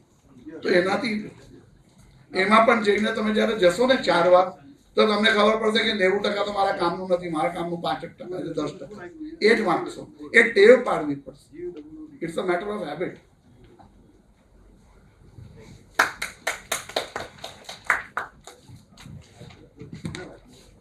બીજા કોઈના પ્રશ્ન? હાજી બેટા. અત્યારે સર વર્લ્ડમાં સસ્ટેનેબલ બહુ ચાલી રહ્યું છે. સસ્ટેનેબિલિટી તરફ વધારે લોકો પ્રયાણ કરી રહ્યા છે, તો ટેક્સટાઇલ ઇન્ડસ્ટ્રીમાં કઈ રીતના સસ્ટેનેબિલિટી રોલ નિભાવે છે? જો સસ્ટેનેબિલિટી તો છે ને દરેક વોક ઓફ લાઈફમાં આવવાનું, દરેક વસ્તુમાં. તો ટેક્સટાઇલમાં ખાસ કરીને વધારે કે આપણે પાણીનો ઉપયોગ હાઈએસ્ટ પેપર ઇન્ડસ્ટ્રીમાં થાય, સેકન્ડ હાઈએસ્ટ ટેક્સટાઇલ વર્લ્ડમાં, પર ટન પર કેજી જે પણ આપણે કહીએ. સસ્ટેનેબિલિટીમાં શું શું આવે? એક કે હું હવા, પાણી, કેમિકલ, ડાઈઝ, કઈ જાતની ડાઈઝ વાપરવી કે નહીં વાપરવી, એની નોલેજ. આ આખું નોલેજ ડ્રીવન છે. હું તમને એક્ઝામ્પલ નોલેજ ડ્રીવન પર પાછું કેમ આપું છું? જ્યારે મેં 90s ગાર્મેન્ટ એક્સપોર્ટનું કામ ચાલુ કર્યું, સુરતમાં કોઈ નહોતું કર્યું. ક્યાંથી લાવું? નોલેજ જ નહીં હોય. 92માં કરે ત્યારે કોઈ કરતું નહોતું. તો 92માં અમે શું ભણવા ગયા? ભાઈ જર્મની અને જાપાન, આ બે લોકોના રૂલ્સ સૌથી ખરાબ છે ઓન એન્વાયરમેન્ટ. તો ભાઈ અમે તો આ કેમિકલ નહીં વાપરો, તો આની જગ્યાએ શું વાપરવાનું? ધંધો તો કરવાનો છે. આ ડાઈઝ નહીં વપરાય. હવે ઇન્ડિયામાં મેન્યુફેક્ચર થાય છે, ત્યાં બેન થયેલી છે. 90sથી માંડીને 2005 સુધી દર 6 મહિને વાંચવા જવું પડતું કે કયું પાછું બેન કરી નાખ્યું. પછી બહુ ઓછું થઈ ગયું, કારણ કે લગભગ લિસ્ટ કમ્પ્લીટ થઈ ગઈ. તો સસ્ટેનેબિલિટીમાં હવે શું થઈ ગયું છે? ફેશન પણ બની ગયો છે વર્લ્ડમાં. જે મેં તો રિસાયકલ્ડ કપડું વાપર્યું, યાન વાપર્યું. એ લોકો હવે આજે marks and Spencer, C&A, H&M, એ લોકો કહે કે ભાઈ અમને તો 20% રિસાયકલ જોઈએ, 40% રિસાયકલ જોઈએ. તો શું થયું? મારા જેવા લોકોએ રિસાયકલિંગ પ્લાન્ટ નાખી દીધા નાના. એવું તો જરૂરી નથી કે મારે વિવિંગ જ નાખવું છે. આજે રિસાયકલિંગ ટેક્સટાઇલના નાના પ્લાન્ટો ઇન્ડિયામાં કરીબન નહીં તો 5-7 હજાર હશે. એટલા લોકો આવી ગયા છે. ના કોટનના કપડાં લે, એને પાછું સ્પિનિંગ કરે કાપીને, અને સ્પિનિંગ કરીને યાન.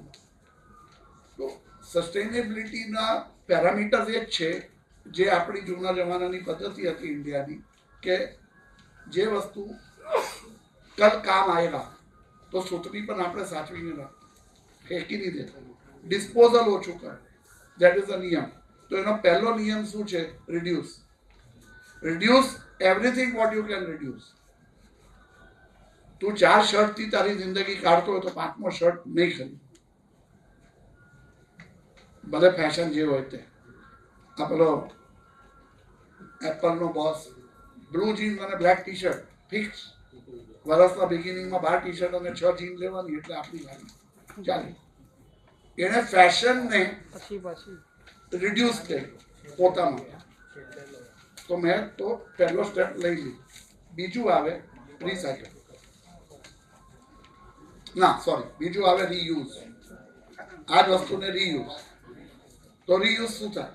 તો હવે આમાંથી પોલિએસ્ટર બને છે, એટલે બહુ સારું, વેરી ગુડ. પછી આવે રિસાયકલ. આ રિસાયકલિંગનો એક્ઝામ્પલ છે. રીયુઝનો એક્ઝામ્પલ એવો છે કે તારો વેસ્ટ છે, હું વાપરું, મારો ધંધો એના પર ઊભો કર્યો. પછી આવે આ રિસાયકલ આવ્યું, રિડ્યુસ, રીયુઝ, રિસાયકલ. એટલે સસ્ટેનેબિલિટી ઓટોમેટિક. આપણે શું કરીએ? પહેલાં તો ગંદુ ઉત્પન્ન કરીએ અને પછી એને પ્રોબ્લેમ સોલ્વ કરવા જોઈએ. તો ઉત્પન્ન જ નહીં કરો ને, અમે એને ક્લીનર પ્રોડક્શન ટેકનોલોજીસ કહીએ. તમને સમજો, આજથી 20 વર્ષ પહેલાં એવરેજ એક ગાડીમાં, કોઈ પણ કારમાં 20થી 22% એવી વસ્તુ હતી જેનું પાછું વપરાશ નહોતું થતું. એટલે 80% આ લોખંડ બધું વપરાઈ જાય, પણ ઘણી વસ્તુ એવી હતી. આજે 98% વસ્તુઓ એની કારમાંથી રિસાયકલ થઈ, એટલે મટીરિયલ વપરાઈ જાય. હજી એનો એક તમને બીજો દાખલો આપું, બહુ ઇન્ટરેસ્ટિંગ દાખલો છે. અમારે સ્ટડી હવે 90sમાં કરતા હતા. અમે ટેક્સટાઇલમાં કામ કરતા હતા, ત્યારે ફૂડ ઇન્ડસ્ટ્રીનું કામ પણ અમારા જ કન્સલ્ટન્ટો કરતા, जिस कंसल्टेंट ने हमें सिखाया था. એ લોકો એક આઈસ્ક્રીમ ફેક્ટરીમાં સ્ટડી કરવા ગયા. તો આઈસ્ક્રીમ ફેક્ટરીમાં કે તારું આ treatment plant, effluent treatment plant કેમ ચલાવવું પડે છે? બોલે મારે દર પેલો બેચ બદલાય ને, વેનીલા પરથી હું કોકો ચોકલેટ બનાવું તો મારે ધોવું પડે, વેસણ ધોવા પડે, બસ એટલું જ પાણી મારે ત્યાં નીકળે છે અને એ પાણી મારું ફેંકાય છે. તો એટલે મારે પછી એને ટ્રીટ કરવું પડે. એટલે પાણીમાં છે શું? એ ફ્લેવર અને દૂધ, બીજું તો કંઈ છે નહીં. બરાબર? આપણે શું બનાવીએ છીએ ઘરે દૂધ અને પાણીમાંથી? મિલ્કશેક બનાવીએ છીએ. એને પેલા ભાઈને મિલ્કશેકનો એક પ્રોડક્ટ ઉભો કરાવ્યો.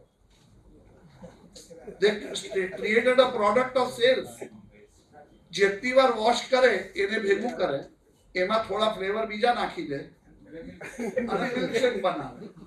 તો એને પેલું ઘટાડ્યું પ્લસ ધંધો વધાર્યો. તો આ થોટનો ચેન્જ છે. આ હું 94-95 ની વાત કરું છું, આજની વાત નથી કરતો. એટલે હજી નોલેજની વાત છે ને. हमने पेला लोगों या एग्जाम्पल आइपो, we were surprised that this is very good. अब हमारे मिल में वो जेटाइन का स्टीम रिलीज होता है, वो हम लोग ड्रम में डाल देते हैं. लो एप्लीकेशन में जब हाई प्रेशर स्टीम रिलीज करते हैं, एनो पाइपलाइन में नाखी दो तो पेलो 10 डिग्री टेम्परेचर वधी गયું वगर स्टीम नाखे. तो these are small things of learning ना, जो हमको अपने आप ही करना. सस्टेनेबिलिटी मार्केटिंग के लिए यही सब स्टोरी को लिख दो तो हो गया आपका सस्टेनेबिलिटी. बड़ी बड़ी बात करने से कुछ नहीं होगा, थोड़ा थोड़ा लिख देने का, थोड़ा कर देने का.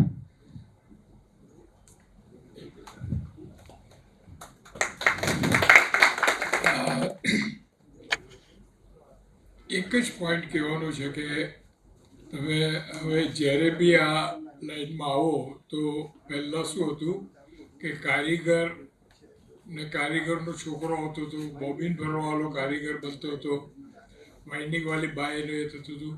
હવે નથી. હવે બધાને વ્હાઇટ કોલર જોબ કરવો છે. ભલે તમારા પૈસા આમાં મળે પણ એને વ્હાઇટ કોલર જોબ કરવો છે. અને એટલે આજે તમારે અહીંયા લોકલ લોકો તો બધા શું છે ભાઈ, ટેબલ વર્ક કરવું કે આઈટીમાં જવું કે ભાઈ 25-50 હજાર મળી જાય. તો તમે એક જ આ જર્મનીનો દાખલો યાદ રાખજો કે જર્મનીમાં તમે એન્જિનિયર છો કે તમે, એની કોઈ વેલ્યુ નથી. તમે સ્કિલ ડેવલપમેન્ટ એનો કોર્સ કર્યો છે. 85% of the industry in Germany or in the advanced country is depend on a skill development. આજે આપણે ભલે આજે આ કરીએ છીએ, તમે મારી વાત 3 વર્ષ પછી યાદ રાખશો. અને એને માટે गिरधर गोपाल जी ने खबर છે. गिरधर गोपाल जी स्किल डेवलपमेंट के लिए अपन अभी 2 महीने से पीछे लगे. અહીંયા GFRC માં કોર્સ ચાલુ કરીએ છીએ કે ભાઈ સ્કિલ ડેવલપમેન્ટ, કે ભાઈ ગામમાં જાઓ, છોકરાઓને શોધી લાવો, બહેનોને શોધી લાવો, બહેનોને ટ્રેન કરો. હવે તો ગવર્મેન્ટે બહેનોને બી રાતપાલીમાં બી એલોટ કર્યું છે. બીજું શું છે કે આપણી જે સુવ્યવસ્થા છે ને, આજે તમે ઝારા સાથે કામ કરશો ને, એ તમારી ફેક્ટરી નહીં જોશે, તમારું ટોયલેટ જોવા આવશે. તમે શું માણસોને એન્વાયરમેન્ટ આપો છો એના પર તમારી પ્રોડક્ટિવિટી અને આખી ક્વોલિટી સુધરશે. એટલે હવે પછીનું જે છે તે સ્કિલ ડેવલપમેન્ટ છે. એ સ્કિલ ડેવલપમેન્ટમાં તમે જેટલા માણસોને કરશો એટલી તમારી લેબર શોર્ટેજ ઊભી થશે અને એની અંદર જે પ્રોડક્શન અને પ્રોડક્ટિવિટી આવશે અને ક્વોલિટી આવશે, એ પછી તમે કોઈ તમને બીટ નહીં કરી શકે. Thank you.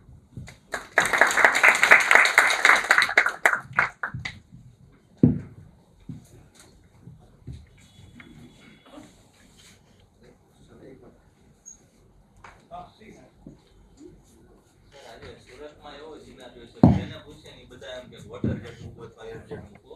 માનો કે ડાયમંડ વાળા છે તો એ પૈસા ગમે વોટર જેટ કે એર જેટમાં ડાયવર્ટ થાય છે. એમ્બ્રોડરી વાળા વોટર જેટ એર જેટમાં જાય, લૂમ્સ વાળા એર જેટમાં જાય. તો એર જેટનું ફ્યુચર શું લાગે છે? વોટર જેટ અથવા એર જેટ. એવું છે ફ્યુચર વોટર જેટ કે એર જેટથી પહેલા સમજીએ કે કપડાનું ફ્યુચર શું છે ઇન્ડિયામાં. એમાંથી પછી આપણે સુરતમાં સિન્થેટિક ટેક્સટાઇલ પર છીએ એટલે અમારો ફ્યુચર બ્રાઇટ છે, એટલું સમજી લો. Because world over about 65% synthetic કપડું વેચાય, નેચરલ ફાઈબર 35% વેચાય, કદાચ ઓછું. અને આપણે ત્યાંથી એક્સપોર્ટ યાન છોડી દઉં ને તો 8% પણ એક્સપોર્ટ નથી કપડાં સિન્થેટિક. યાન સાથે 15% 16% આવે. એટલે સિન્થેટિકનો સ્કોપ તો ખરો એક્સપોર્ટમાં. બીજું, Indian is a cheap market. સસ્તું કપડું જોઈએ એ પણ સિન્થેટિકમાં જ મળે, કારણ કે બલ્ક પ્રોડક્શન વધે ક્યાંથી. એટલે એ તો સ્કોપ છે. હવે આવીએ સુરત પર. તો સુરત તો સિન્થેટિક ટેક્સટાઇલનું 35% આખા ઇન્ડિયાનું આપણે કરીએ છીએ, એમાં પણ સ્કોપ છે. પછી આવીએ તમારી water jet, air jet, water jet. Synthetic વધશે, લેબર તકલીફ આવશે, લેબર મેળવવાની, કે લેબરની શું કહેવાય, થોડી દાદાગીરીઓ વધી ગઈ ને થોડા ચેલેન્જીસ આવે, અથવા સ્કિલ નથી મળતું, તો ઓટોમેટિક લૂમ્સનો જમાનો રહેવાનો. એટલે આમાં શું છે કે 10 ચાલુ લૂમ ઘટશે તો એ થવાની જ છે. લોકો થાકી જાય છે, મગજ માનસિક રીતે થાકી જાય, ફિઝિકલી થાકી જાય. એટલે વોટર જેટ, રેપિયર અને એર જેટનો જમાનો છે.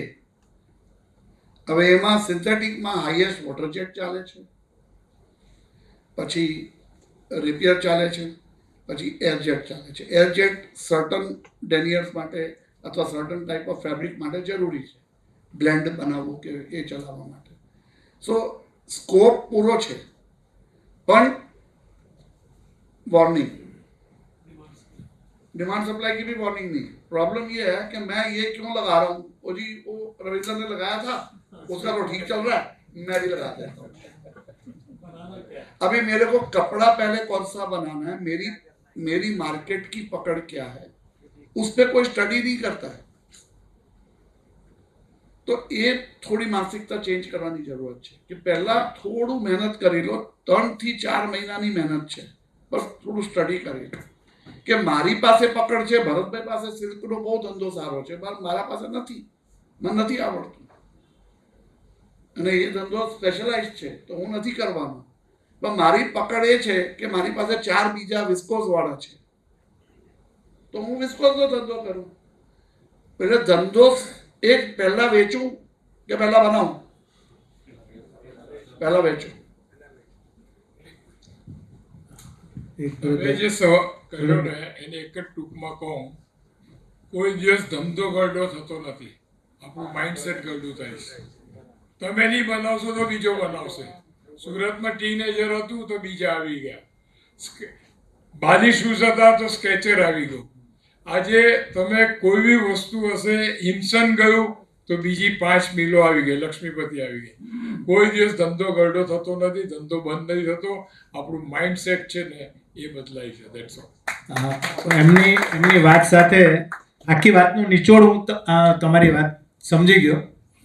તમારે કઈ દિશામાં જવું જોઈએ, વોટર જેટ, એર જેટ કે રેપિયર? આઈ થિંક બધામાં પડકારો છે, ખાસ કરીને વોટર જેટ. પાણીના બહુ મોટા પ્રોબ્લેમો છે, બરાબર છે. તો એની માટે આપણે બધા જ પેરામીટર ચેક કરવા પડે કે મને બાજુમાં કોઈ CETP પ્લાન્ટ બનતો હોય અથવા કોઈ પાર્ક હોય તો આપણે વોટર જેટમાં જવું જોઈએ. અન્યથા હવે પછીનું માર્કેટ ગાર્મેન્ટનું હબ બને છે તો તમારે ફર્સ્ટ પ્રાયોરિટી એરજેટમાં જવું જોઈએ, કારણ કે Surat future in garment hub. તો આ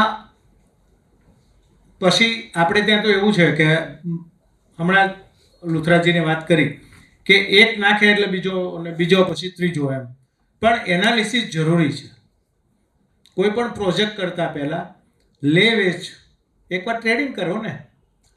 બિઝનેસ શરૂઆત તો આ જ રીતે થાય છે, પણ તમે મન બનાવ્યું છે તો આ 2 પેરામીટર તમારી પાસે છે, જે અત્યારે રિસન્ટલી ગ્રો થઈ રહ્યું છે એરજેટ. હજુ તો બહુ મારા ખ્યાલથી 10, 12 કે 15,000 મશીન આવ્યા છે અને એનું ફ્યુચર ઘણું બધું છે. પણ આ 2 અત્યારે પાણીની દિક્કત છે. પાણી, જલ એ જીવન છે, એટલે પાણી બચાવવું આપણા માટે બહુ મહત્ત્વનું છે. કારણ કે અમારે તો એક ઇન્ડસ્ટ્રીની લીડરશિપ લઉં છું તો મને ખબર છે કે GPCBના એટલા બધા પ્રોબ્લેમો આવે છે, જેને લઈને GPCB અમને બોલાવે છે કે ભાઈ તમે આ લોકોને કયો કમસે કમ ETP નાખે. CTP ની વાત તો પછીની આવે છે જ્યારે ગિરીશભાઈ મેદાનમાં આવે પછી કોઈ ત્યાં લાઈન લઈને એમાં જોકે એમણે સારું એવું કામ સાયણમાં પણ કર્યું છે અને બીજા પાઇપલાઇનમાં છે, પલસાણામાં પણ છે. પણ કહેવાનો મતલબ એમાં બધાને એ થાય છે ને કે પેલું વીજળી આને 3.5 અને 5 હોય ગિરીશભાઈને કોસ્ટ આટલી પડે ને આટલી બધી કોસ્ટ. હા, પણ એ બી પણ હમણાં એમણે બી રેટ મારે ખ્યાલથી રિડ્યુસ કરી દીધા છે. ચોરીની સામે તો રેટ આવે જ હે નહીં. કોઈનો રેટ નહીં આવે. એટલે એકચ્યુઅલી આ અત્યારની સિનારીઓ છે. આપણે એના ઉપર તો કોઈને પાછું હોય તો બધા અમને રાય લઈ શકે છે. તો અત્યારનું આ છે, આના ઉપર તમે કામ કરી શકો છો. વોટર જેટ ને એર જેટ આ બંને છે કે અત્યારે ફૂલ ફોર્સમાં ચાલવાના છે. Thank you. ત્રણેય મહાનુભાવનો આભાર પ્રશ્નોત્તરીના સરસ જવાબ આપવા બદલ.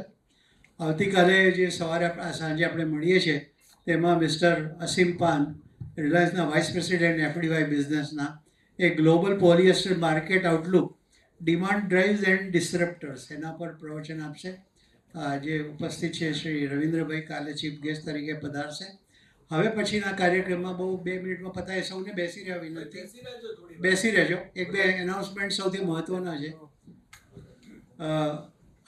The southern Gujarat chamber of commerce and ઇન્ડસ્ટ્રીના વાઇસ પ્રેસિડેન્ટ શ્રી અશોકભાઈ જીરાવાલા, જેમને ઓળખાણની જરૂર નથી, પોગવાના પ્રમુખ તરીકે આપ સૌ જાણો છો, એમને ખાસ વિનંતી કરીશ કે આભાર વિધિ કરે. શ્રી અશોકભાઈ. હલો, નમસ્કાર. હવે આપણે પૂર્ણાહુતિ તરફ જઈ રહ્યા છીએ. 2 મિનિટમાં તમારો ખાસ કરીને જે મહાનુભાવે તમને જે જ્ઞાન પીરસ્યું છે, આ એમનો ભાથું છે, જેમણે એટલા વર્ષોથી અનુભવ અને અનુભવના દ્રષ્ટાંતો સાથે તમને સમજાવ્યું છે. એવા ગિરીશભાઈ લુથરાને આપણે જોરદાર તાળીઓથી વધાવીએ અને એમનો હૃદયપૂર્વક હું આભાર માનું છું ચેમ્બર ઓફ કોમર્સના એક વાઇસ પ્રેસિડેન્ટ તરીકે. સાથે સાથે ટેક્સટાઇલના ભીષ્મ પિતા ગણાય છે. હંમેશા ટેક્સટાઇલના કામ માટે, ઇન્ડસ્ટ્રીઝ માટે હંમેશા લડતા રહ્યા છે. એવા PSVના chairman, past president Bharatbhai Gandhi, એમને પણ આપણે જોરદારથી તાળીઓથી વધાવીએ અને એમનો ખૂબ ખૂબ આભાર. સાથે સાથે જેમણે GFRRC જેમના ગ્રુપ ચેરમેન છે, હંમેશા એમના કહેવાય કે ઇન્ડસ્ટ્રીઝમાં એમની પાસે તમામ A થી લઈને Z સુધીની તમામ ઇન્ડસ્ટ્રીઝ એમના પાસે છે. એવા ગિરધર ગોપાલ મુદ્રા, જેમને આપણે તાળીઓથી વધાવી, એમનો પણ ખૂબ ખૂબ આભાર. જેમને આપણને સરસ મજાનું એનાઉન્સ કરીને અહીંયા આખું એમઓસી કરી અને આપણે બધાને એક એક વાતથી વાકેફ કર્યા અને દરેક જે સચોટ વાતો છે એ ફરીથી તમારા નજરમાં મૂકી છે. એવા અમરીશભાઈ ભટ્ટને પણ આપણે જોરદાર તાળીઓથી વધાવીએ. અને બીજા કે આવતીકાલના વક્તા એવા રવિન્દ્ર આર્યાજી, એ અમારા ઇન્ડસ્ટ્રીઝનું એક બહુ મોટું નામ છે અને ઉદ્યોગપતિ છે. એ પણ તમામ ઇન્ડસ્ટ્રીઝમાં માનો કે યાન હોય, મશીન હોય, ડાઇંગ હોય, તમામ સેગમેન્ટ, એટલે મલ્ટિપલ બિઝનેસમેન એમને કહી શકાય. એવા રવિન્દ્ર આર્યાજીને પણ આપણે તાળીઓથી વધાવીએ ને એમનો ખૂબ ખૂબ આભાર. આપ સૌ એક સારા શ્રોતા તરીકે અને વક્તાઓને સાંભળ્યા છે અને પ્રશ્નોત્તરી કરી છે, એટલે આપ સૌનો ખૂબ ખૂબ આભાર. અને પ્રીતિ ભોજન અત્યારે તમારા માટે વેઇટ કરી રહ્યું છે. આપણે બધા સાથે ભોજન લઈને છૂટા પડીશું. Thank you very much.